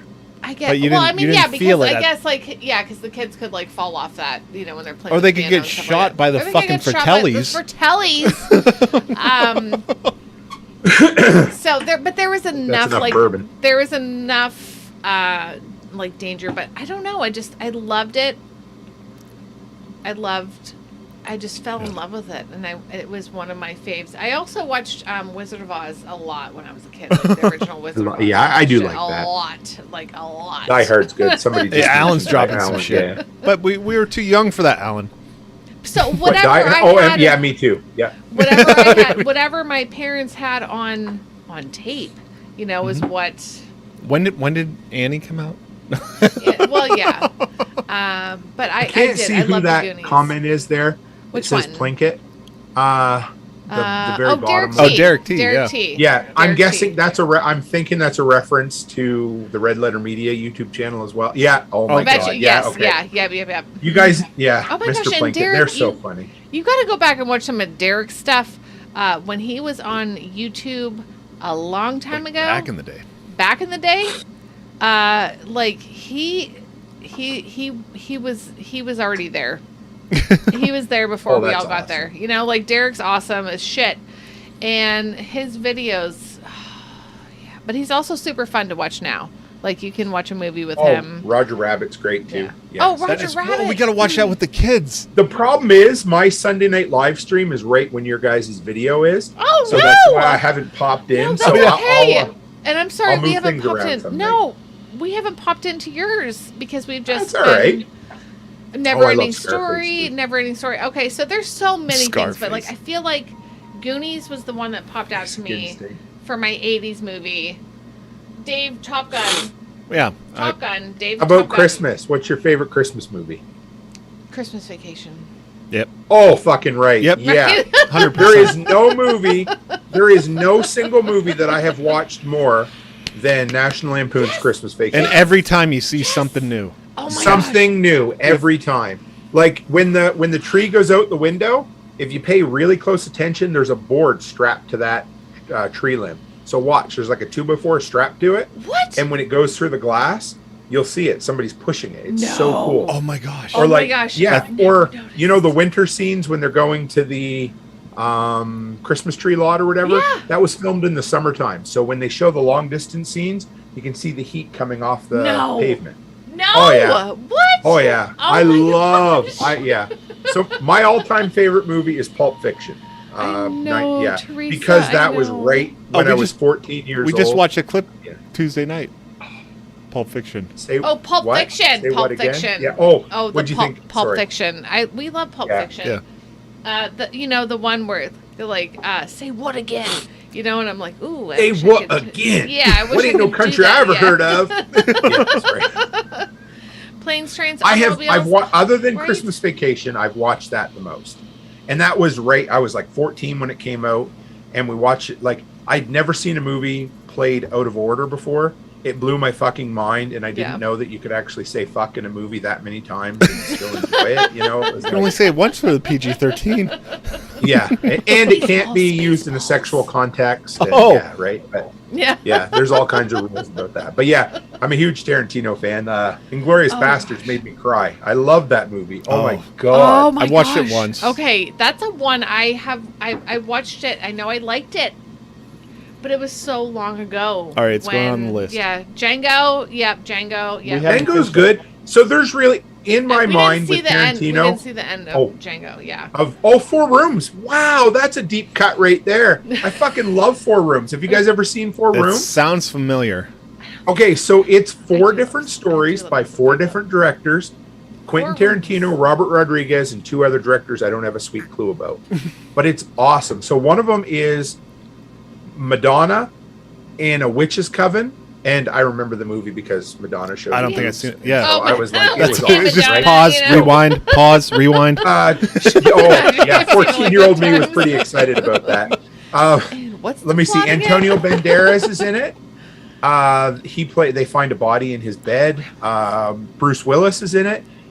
He does this thing where he has to light his lighter 10 times in a row. Okay, 4 Rooms. He chops off his chops off his finger with a cleaver. Okay, I saw that. Yeah. Like, click, How about, boom. let's go even deeper. How about Curdle? Has anybody ever seen Curdle? It is also a Tarantino movie. Anybody going to bring it up here? So it's about a lady who cleans up crime scenes, and she's obsessed with the idea that when somebody gets decapitated, the head will still talk to you, or at least recognize that you're there. Ooh. I don't know this one. You remember in Pulp Fiction, I don't know if you do, but you remember when Bruce Willis doesn't throw the fight like he's supposed to, and he jumps out the window and he hops in a cab? Okay. I don't know if you remember this. Anyway, Vaguely. I'm sorry. I know I'm geeking out here, but the woman that's driving the cab, her name's Esmeralda. She's the lady from that movie Curdle. Oh wow! And I don't know if Tarantino wrote it, but he at least produced it. And yes, Gremlins is great too. So that's a good one too. If anybody's never seen it, it's pretty twisted, but it's good. Oh my gosh! Oh, Snatch is fun. Snatch. I could Oh my talk. gosh, I'm Snatch. sorry. I know I love schools and prepping, but my first passion is movies, and I could sit and talk about movies all no, goddamn that's night. Yeah. that's so great. That's so Brad awesome. Pitt is perfect in Snatch. When he just he does the gypsy thing or whatever, Yeah. right? And oh my god, it's so funny. Oh wait, okay, so Carl says, this is Gear Up 75, this is Carl. He says, decapitated heads do answer questions fast properly. Ask me how I know how. Best of the worst. Oh, I love Best of the worst. Carl Memento's great too. Carl did, he was an EMT for a long time in the Oh, California so he's area. not joking. He's So, probably a no, little he serious. knows, like he... Oh. I learned years ago that you don't ask firemen or paramedics if they've been busy. That's not Right, the right yeah. question. What have you been up to? Don't tell me. I seen a firefighter one day. I said, "Do you keep busy?" He says, "What the hell did you ask me that for?" I'm like, Oh. "I'm sorry, I didn't mean to." And I have to say, I don't really like The Fifth Element. I'm really sorry about that. I know some people do. I don't. Becky remember loves the it, Fifth Element. Okay, so Becky Bruce loves Willis it. and the what's her name, the model there from Resident Evil. You know, the skinny girl. I can't remember her name. Oh, yeah. Anyway, she plays the main character in all the Resident Evil movies. She's in the Fifth Element. She's Mila Jovovich. There we go. Thank you. Oh, I love Jovovich. it. Oh, she played. Yeah. Did she play? She played Multipass. Yeah, sorry. She's also in that Joan of 70s Arc? movie there. Jovovich. What? Okay. Oh, I'm thinking Jovovich. Oh, I may be Go thinking back of somebody to different. what is that movie? I just rewatched it this summer. The one I loved it when I was in high school. The 70s movie there where they somebody. That's the best part about being live is somebody in the audience will remember and they'll put it up in the comments. Yep. What is that? Oh my god! I think the bourbon's. Is she the one from Joan of Arc? Mila? No, it's no, it's a somebody- movie, not a okay. TV show. Sorry, it's oh my God, bring up IMDb, Tim. I'll find it here. Just hang on. Do you listen to Joe Rogan, Tim? I do. Awesome. I mean, well, okay, yes. Where did I go? I lost you. Hang on. Sorry, guys. No, I'll that's bring you fine. back up. You can still see me. I just can't see you. There you go. Okay. So I set my goal this year for podcasting was, well, three things: to become a better reviewer for YouTube, to become a better podcaster, and to become a better interviewer. And so I intentionally watch Rogan just to learn tricks from him on how to interview. He's a yeah. fucking incredible interviewer. Yeah. Him and you know that? Do you guys ever watch Hot Ones? Sean, he Oh, does. Sean! fucking love oh my him. gosh, I want That's Sean one of on our, the that's show. one of our dreams is to have I him on. want him on the He's show. fucking weird. I love the He's guy. He's so kind of nice. odd, but Yeah. he's such a good interviewer. Yeah, he's is like very- so easy. He And seems like every easy time to talk somebody's to. on there, they always say this is everybody. It doesn't without fail. They're like, "How the hell did you know that about me?" They always say that because and that's what I strive when I interview people is to know something about the person that ask a question that nobody else ever asks. Yeah. If I can do that, and that's why I started with that. What's your high school job or your first job? Yep. Because so often people are like, nobody ever asked me that, and they get right Yeah. excited, and their eyes light up, and they're I like, get "Oh, excited yeah, thinking nostalgia," about like, right? oh my, I remember when I was applying for my first job. You guys okay if I run to the water closet right quick? Oh, for sure. I got to get the Okay. monitor plug here for the kids, my gosh, so you're we're gonna good. need Yeah, I'll be right back. Yeah. Why don't you do it and I'll hang out. That Go do sounds it. better. Get it. Okay, Yeah. so Dave's gonna go get the monitor thing from upstairs, and I'm gonna stay here with you guys. This is so much fun. Dave's rocking the look at those glasses, those sexy old man readers. Oh my gosh. Whew. Whew. Whew. I'm serious. I'm like, the vapors. I love when Dave has those readers on. They're hot. Yeah. Oh my gosh, Dave. Okay, so I'm not gonna say that, Alan. I know you're here to help him. Yes. Probably Raja. Yes. I love you too, Joel. Yay. Don't push. I'm not pushing any buttons. I'm not going to push any buttons because when I push the buttons, things are wrong. Hey, Tim. All right. He's run up to grab. We have a monitor for the kids that we keep down here so that. So you can hear them? Yeah. And he's going to go get the charger for it because he was That's all nervous right. to be alone with everybody. Even know. Yeah. So what about any new movies? Have you seen any new? Do you guys still watch movies? Okay, well, we went to the movie theater for the first time in years. What's that? No, I'm just kidding. I know, right? Yeah, I was like, "What's open?" But we saw Uncharted with Mark Wahlberg Holland. and I think there was like Tom Holland. Is he Spider-Man, Is he Spider-Man? Okay, yeah. And my kid's like, "That's Spider-Man," and I'm like, not the Spider-Man I knew, like, but that's cool, like, that's fine. I don't follow all those movies, like, I don't follow all that stuff, so I don't know, but Uncharted was fun. Dave and I both said that it felt kind of like a more grown-up version of Goonies, like searching for that treasure, yeah. Everybody's still quoting Red Letter Media, so obviously they're still Yes. Anyway, so it's really funny, but yeah. I haven't seen it yet. I don't know what I'm quite excited to see Batman. I was a comic book geek for a lot of years, but I'm still a huge Batman fan. Okay. And I kind of dig Robert Pattinson, like he's grown up since he did Twilight. So is Kristen Stewart for that matter, which is from hard to believe. Oh, He's yep. no Michael Yeah, Keaton. but he's Oh, I Wait, like Michael. Wait, but is he the new Batman? Because now Robert did you watch? Pattinson? Yeah. Did you watch the Twilight stuff? I didn't. I did actually, yeah. And you know what? Years ago, I actually liked the first movie. The rest was horseshit, but I kind of enjoyed the first because at the time, and this is going to sound awful but it was kind of original at the time. But then the next 17 movies come out, and I was like, Okay. anyway, yeah, I didn't. Yeah. But Becky kind of likes them. Her and the girls watch them. But Yeah. Yeah. I feel like I should watch it. Like, it would be fun. It's something that, like, you're not missing anything. I might actually prefer reading the book though. Like, I've been way into like so like my book reading, I went from like, all these like self-help books because I had a bunch of anxiety, still do. But That's I okay. was So do reading a lot of that.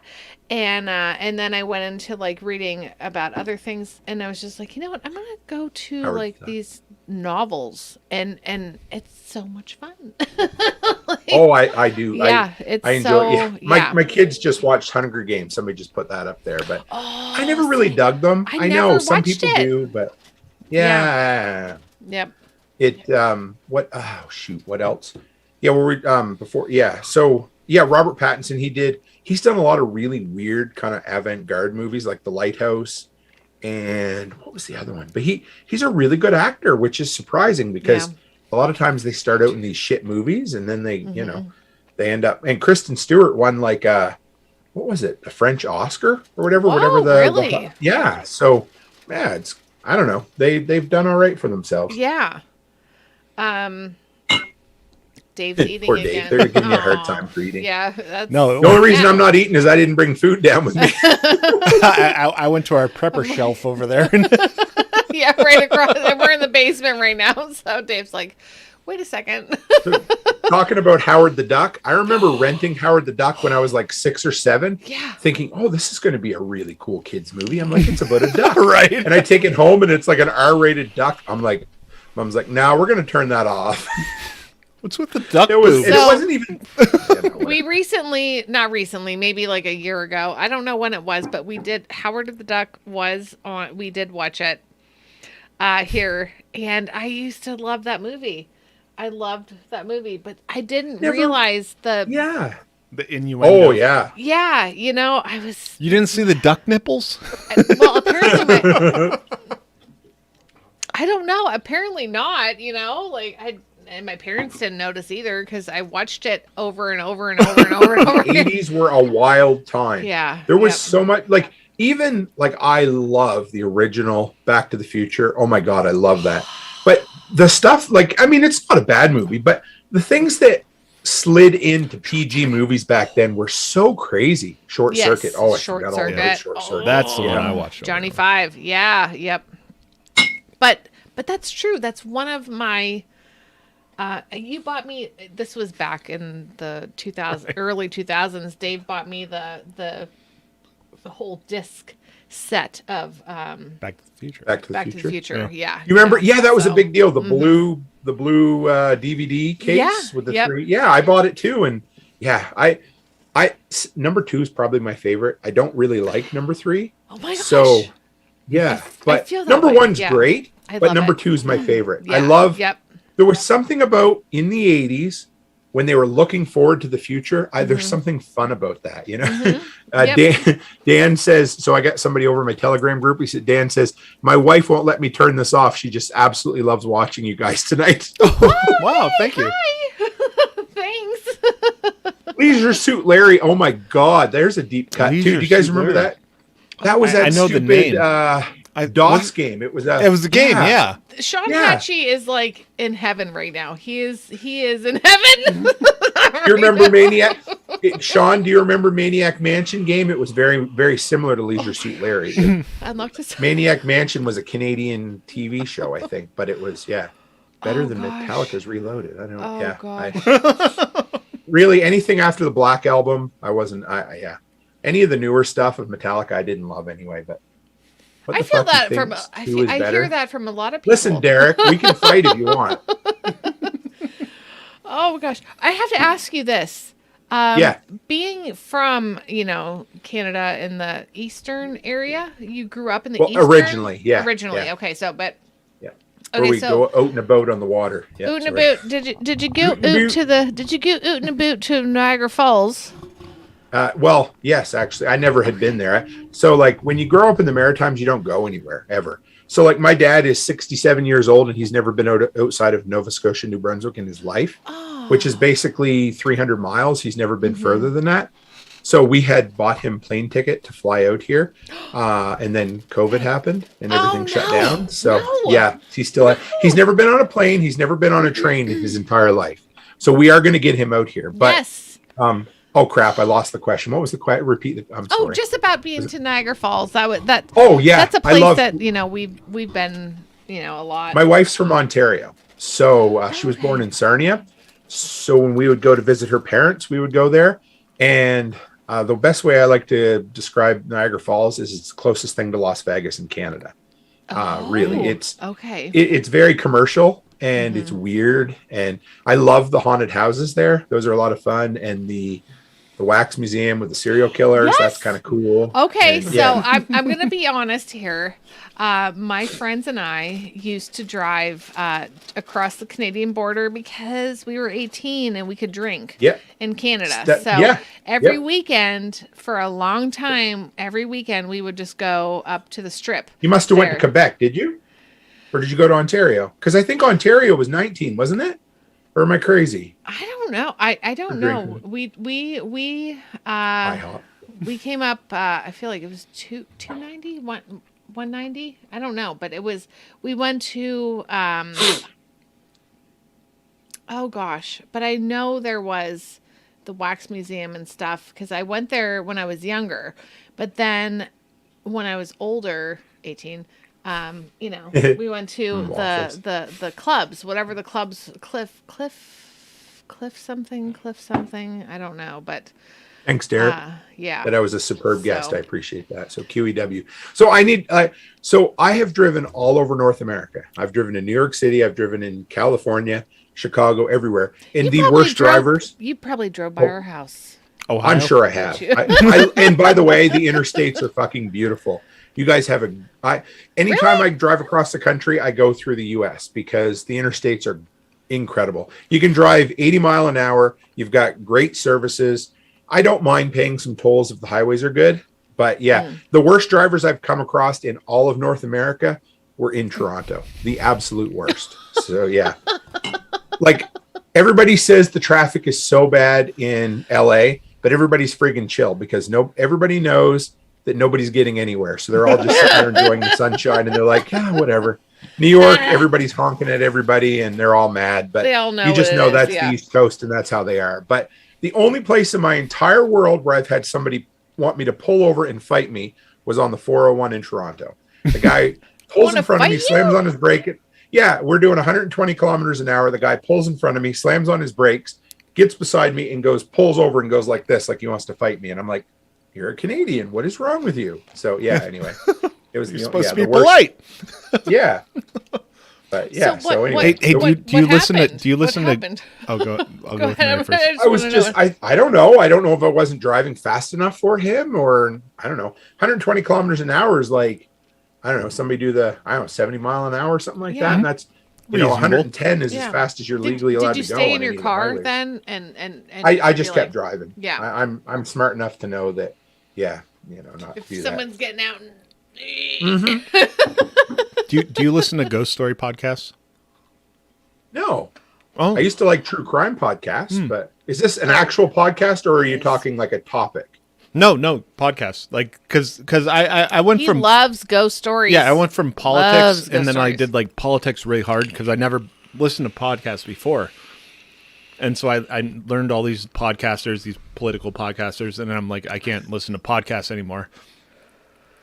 So now I go between like ghost stories and just like history. And Okay. And then he brings home the ghost stories. And I don't love being scared like by ghosts. I like stuff. ghost stories. But so like we'll listen or watch and I'm like, that might have been why I was like screaming in my my dream, like out loud though. My son came into my room and he's like, "Someone's crying," and I'm like, "It's me." I was crying in my dream. I like ghosts. Becky likes ghosts, but I love. Like I said, we are horror junkies. The scarier, the crazier, the better. So movies, like The Conjuring. The Conjuring. Yeah, they're not bad. What was the one was The Conjuring 3 just came out, right? I think so. We watched There's that. a whole franchise now. I Yeah. couldn't get past the They're Conjuring terrifying. 1. Yeah, they're really that good. was so scary. And they're to me. PG-13, which is crazy. They're not R. I'm sure they're not. Because And- they walk that line. What did we just watch? So the director of that did a hard R movie. What was that called? It just came out not long ago, and it is batshit crazy. It's about a girl who has like a conjoined something or other. I don't want to ruin the movie. Dave's gonna but be it's, all about the anything. I will find it and tell you. We just watched it. We've been on a horror movie kick again because we haven't watched a lot of movies lately, so we're trying to get caught up. And it was okay, And we just watched one with Pierce Brosnan about a lady who goes to an IVF clinic, and it kind of feels like, I don't know, like what's that? Rosemary's Baby. Do you guys remember that movie? Yes. In the 80s? Yes. Yeah, it's got that kind of feel to it. Oh Yeah. boy. It's really weird. It's really dark. So, the Shania Twain Saw Massacre. Oh my god. Joel, Yeah, in like 1996, I had the hots for Shania Twain. give Shenandoah a big hug. Joel and his wife are about to have a baby in like 3 weeks. Their first baby. I'm so excited for Oh. them. Yeah. So, do you have any parenting? I said IVF clinic though, not IBS. Although IBS would be quite funny. It would be kind of a Irritable cheap job. Yeah. Do you have any Teresa, parenting do you advice have ghost to stories? give 'Cause to I'll bring you one. a new anarchist type or voluntarist? Oh, new parents. Set of parents, yes. We Very gave them first our- Well, time. I don't know. I would just say, oh, it's so funny Or just because the new first parents. kid, yeah. What was that? The movie a few years. All of life can be referred to in movies. But what was that movie? What to Expect When You're Expecting? And I always Yeah. Chris Rock was in that movie, and his kid falls down a set of steps, and the new dad gets right scared, and they're like, and Chris is like, nah, it'll be fine, And that's really what it is. Yep. You see how they first react. Kid, yeah, your first kid, you're like, you walk on eggshells around them, and then by the fifth kid, you're like, oh fuck, now they're fine. Yeah. Yeah. My Oh daughter, gosh, right. yeah, Olivia one time, she was on the back of a trailer and she flipped off I was hauling the trailer with a quad or a four-wheeler. She flipped off the front and I drove over her and she drove her down in the mud. And I told her, I said, stop fooling around. You're going to fall off. No, I'll be fine. And she literally falls down, and it's a tandem axle trailer. I drive right over, face down in the mud. I turn around, there she is, kind of getting up, looking at me, and your kids are fine. Yeah. Kids are made out of rubber, so don't be scared, right? So Gosh, they really are made out of rubber. Oh my gosh. I feel like our middle one, he bounced on his knees across the floor and he would bang his head into everything twice in a row, the same spot. I'm like, oh, you hit that big, I don't think our house is that old, but what are those things called? In the door hinges, they have like, it's going to sound bad. They have big balls on top. that's what she said. Sorry. Yeah. There you go. Thank you. Well, because she did say that. I'm yeah. sorry. She did say And that. he did. bonked his head on it. I know I'm going to get quoted on a lot of things I say. Like, So what you're saying is your kid hit his head on some balls? I'm Yes, just wondering yes. if that's okay. A very big She's got ball. big balls. Yes, Yes. that's a good song from ACDC. He's And then he fell down the front steps like the next day and hit his head in the same spot, like on the concrete, and but he cried, but he got up and he moved on, but he had just like this, Yes. Big knot. big blue knot, but then it had like this bruise over it from falling down. Somebody's calling CPS on you. You know what? I always tell people you can fucking take them if you want them. Like, I love my. They're I gonna always give. joke They'll give people, them like, back. I'm going to call CPS. I'm like, you know what? You can take them. They'll bring them back in 10 minutes because Yeah. they cost too damn much to feed them. Yeah. Oh my gosh. The feedings. The same one, Olivia. One time I was asking her to help me haul soil down off the deck, and it was an old deck. It was about 6 feet off the ground. I said, just be careful. There's no railing. All of a sudden I hear, oh, boom, boom, boom. And I look, and she fell off the soil, off the deck, lands on the doghouse, and rolls off onto some rocks. And she gets up, and Becky's like, you need to take her to the hospital. I'm like, I swear she's fine. All she had was a little scuff and a little bruise. Whoa. The absolute worst. Yeah, she damn near killed herself 100 times and never did any real damage. So Do you have like a mini heart attack though every time they do something, or is it like does it get better? The first time, yeah. Okay. With Olivia, after a while, no. I was just like, come on, you're fine. I mean, kinda, but not really. It'll I mend. remember one time It'll mend. she fell down off a bike. She flipped on a bike, and we lived down in this cove, and I could hear her screaming from like 3 doors up. So I go running out, and she's laying in the middle of the road, and somebody could run her over. And I'm like, "What's wrong?" She's like, "I can't walk." I said, "What did you hurt?" She goes, "My shoulder." I'm like, "What? You hurt your shoulder and you can't walk? Get the hell up and go home." I love her. Jane. She's That's sweet. Jane. Yeah, but That's she's Jane. but that's just kids, right? So just my biggest I piece of love advice that. is don't worry too much. Don't worry too much. Yeah, because kids are resilient as long as you take care of feeding them. Mm-hmm. Yeah, and sometimes they won't do things as fast as you want them to. Other times they'll do them too fast, and whatever. It's fine, I know. know. Like don't. Yeah, whatever. Don't sweat the small stuff. I'm no parenting expert, but we've raised 5 kids and they're okay. What are your thoughts on cannabis? I have a funny story about absolutely everything.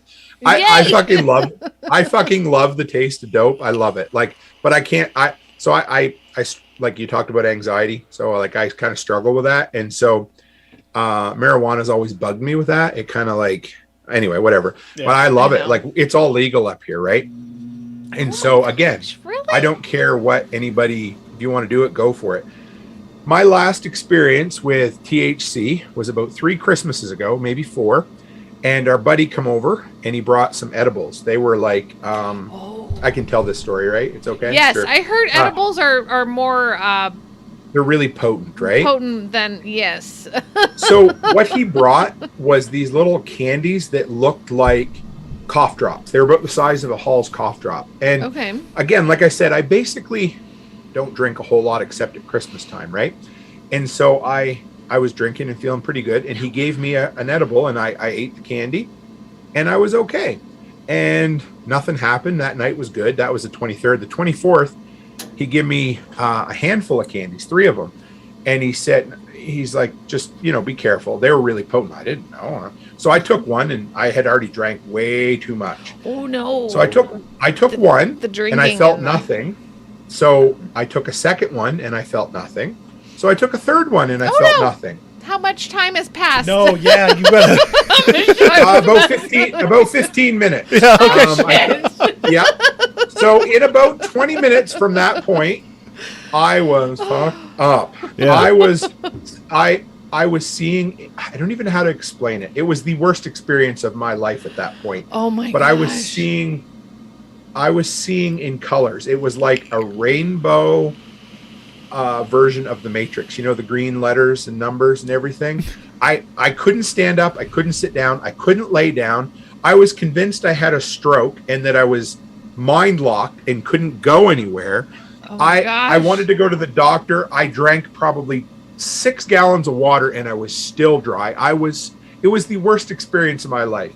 But if you want to do it, go for it. And if I hadn't have ruined it, I probably would have. In high school, I smoked a lot of dope. I enjoyed it. Yes. I love the taste of it. I'm crazy. It smells like skunk, Yeah. but I loved it. But whatever, go for it. So Yep. it was horrible, and I didn't have anybody to walk me through it. Oh, My buddy Brian Norton. Yeah. So okay, back Yeah. up. Years ago, after I graduated from university, my very first job, I put my degree to work. I became a night manager at Dairy Queen. So that was awesome. And Dairy Queen. yeah, I loved it. Dairy It was great. All the ice cream Queen. you could eat. Yeah. So I was working drive-through one night, and these 2 old stoners come through, and they're like, give him a tip. I'm like, okay, whatever. So I handed my hand out, and they give me a joint. And I hadn't smoked in a few years at that point. So I took it home, and I went to I lived on my own in my apartment at the time, and I smoked it, and it was snowing out, and all I wanted to do was run. I went outside, and I shit. jogged for 2 hours straight because I was just fucking wired. So I've had some bad experiences, Oh my gosh. but it was funny. Yeah. So, Yep. but go I for know. it. It's all legal That's up it. here. Yeah. so. Oh man, it's all legal up there, and it's not here all over. Like in our state right now, it's only medical, and I don't want to get a card, even though I'm on the list already. But I don't want to get a card. But I feel like I'm afraid to just try anything because I'm so scared that like, what if I like take a puff and then I get high and then my parents show up or the police show up. Or somebody get it. fucking knocks on the door. Someone calls me on my fucking telephone. Holy shit. Dude, do you have a home phone? Do you have like a landline or do you just use cell phones? Just a cell phone. Okay. We haven't had a landline since we moved to Alberta. Yeah. Oh, how long ago was that? Because we just 8. We're going on 9 years now. Okay, So, we're going on like 2 years. when we lived in Nova Scotia, the cove we lived in had zero cell service, so we had to have a landline. I'm pretty sure there's still no cell service there. But out here in Alberta, nobody has home phones except for senior citizens because they've always had them. And it used to be that having a landline was a really good preparedness tip. Yeah. But most of them run over the internet now, and as soon as the power goes out, they don't work anymore. Yeah. So a landline's no better than a cell phone. All right, That we is should probably that's bounce. a big thing. That's a big thing. Tim. It's okay. Oh Yeah. no. Come to the after party. Are we doing it? Yeah, we're gonna because we promised to do an after All party. right, That's we the only reason I'm promised- leaving now. Okay, like 'cause- so, like Dave does not have to work tomorrow, which means he doesn't have to get up in 5 hours.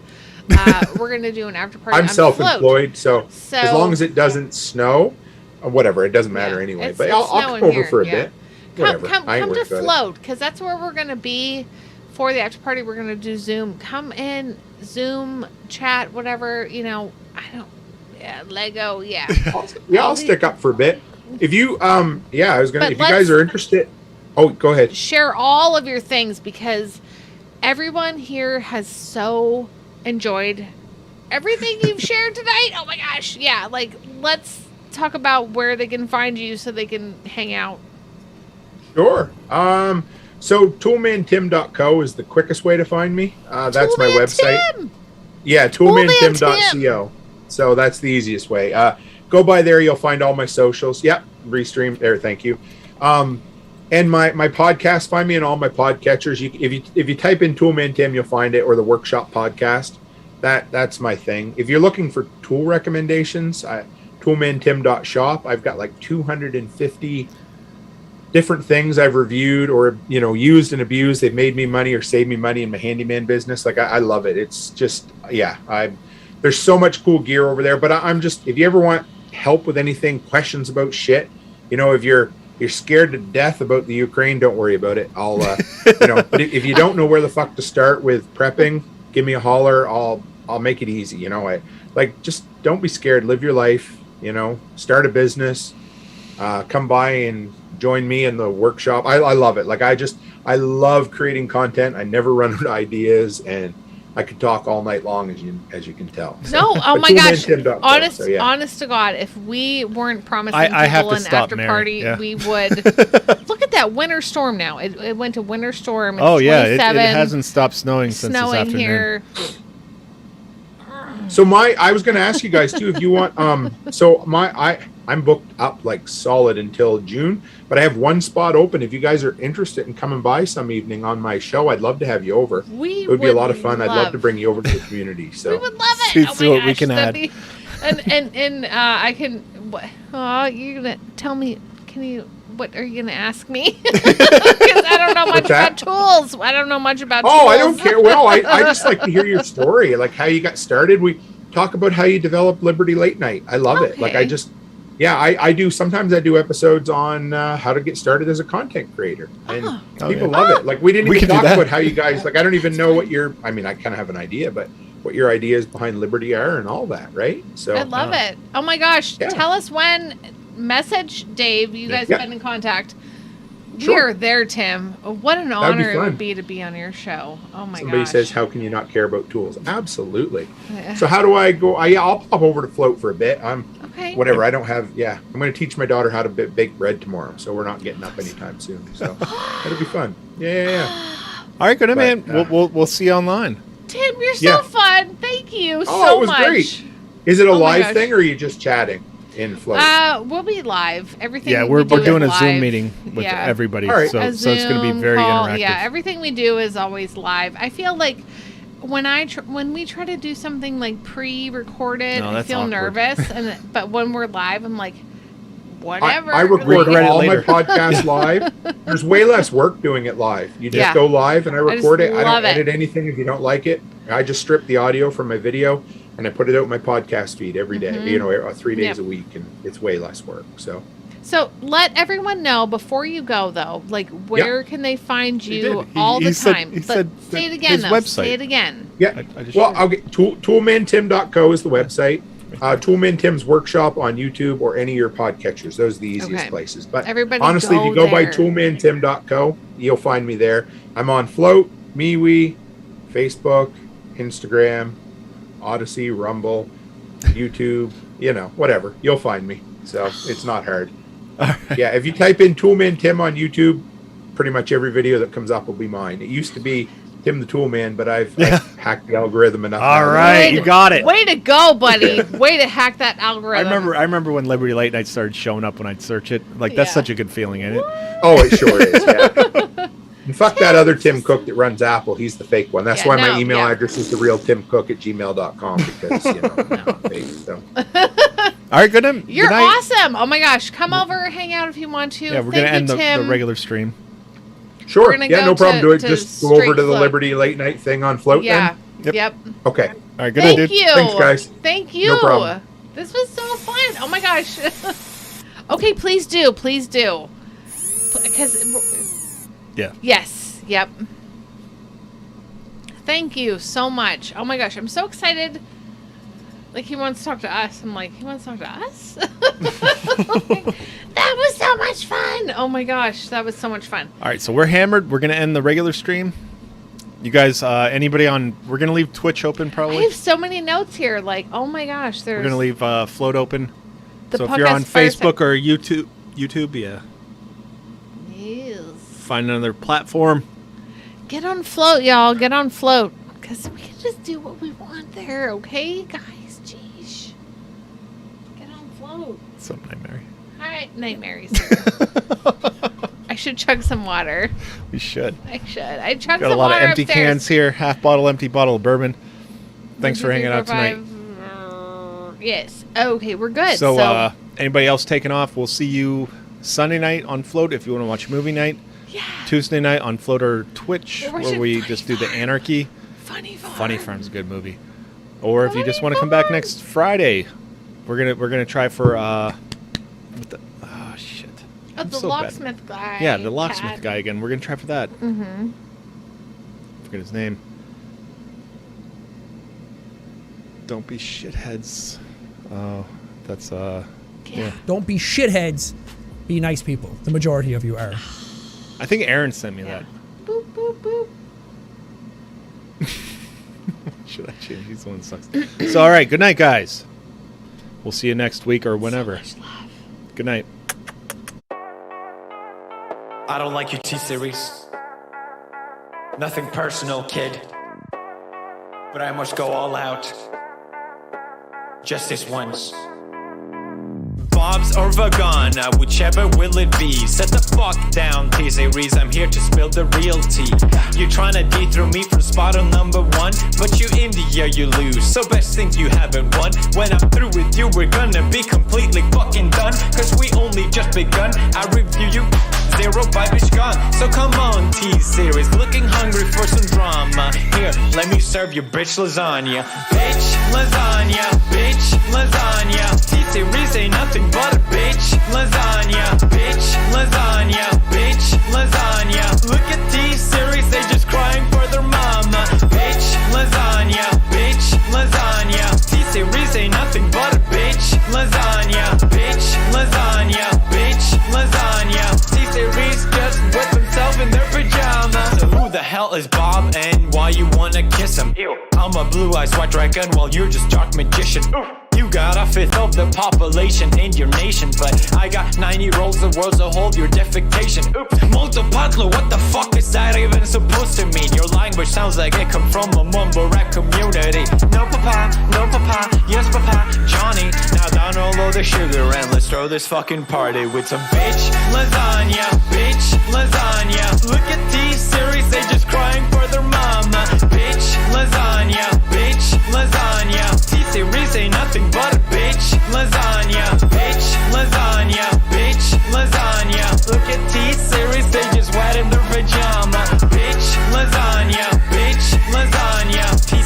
ain't nothing but a bitch lasagna.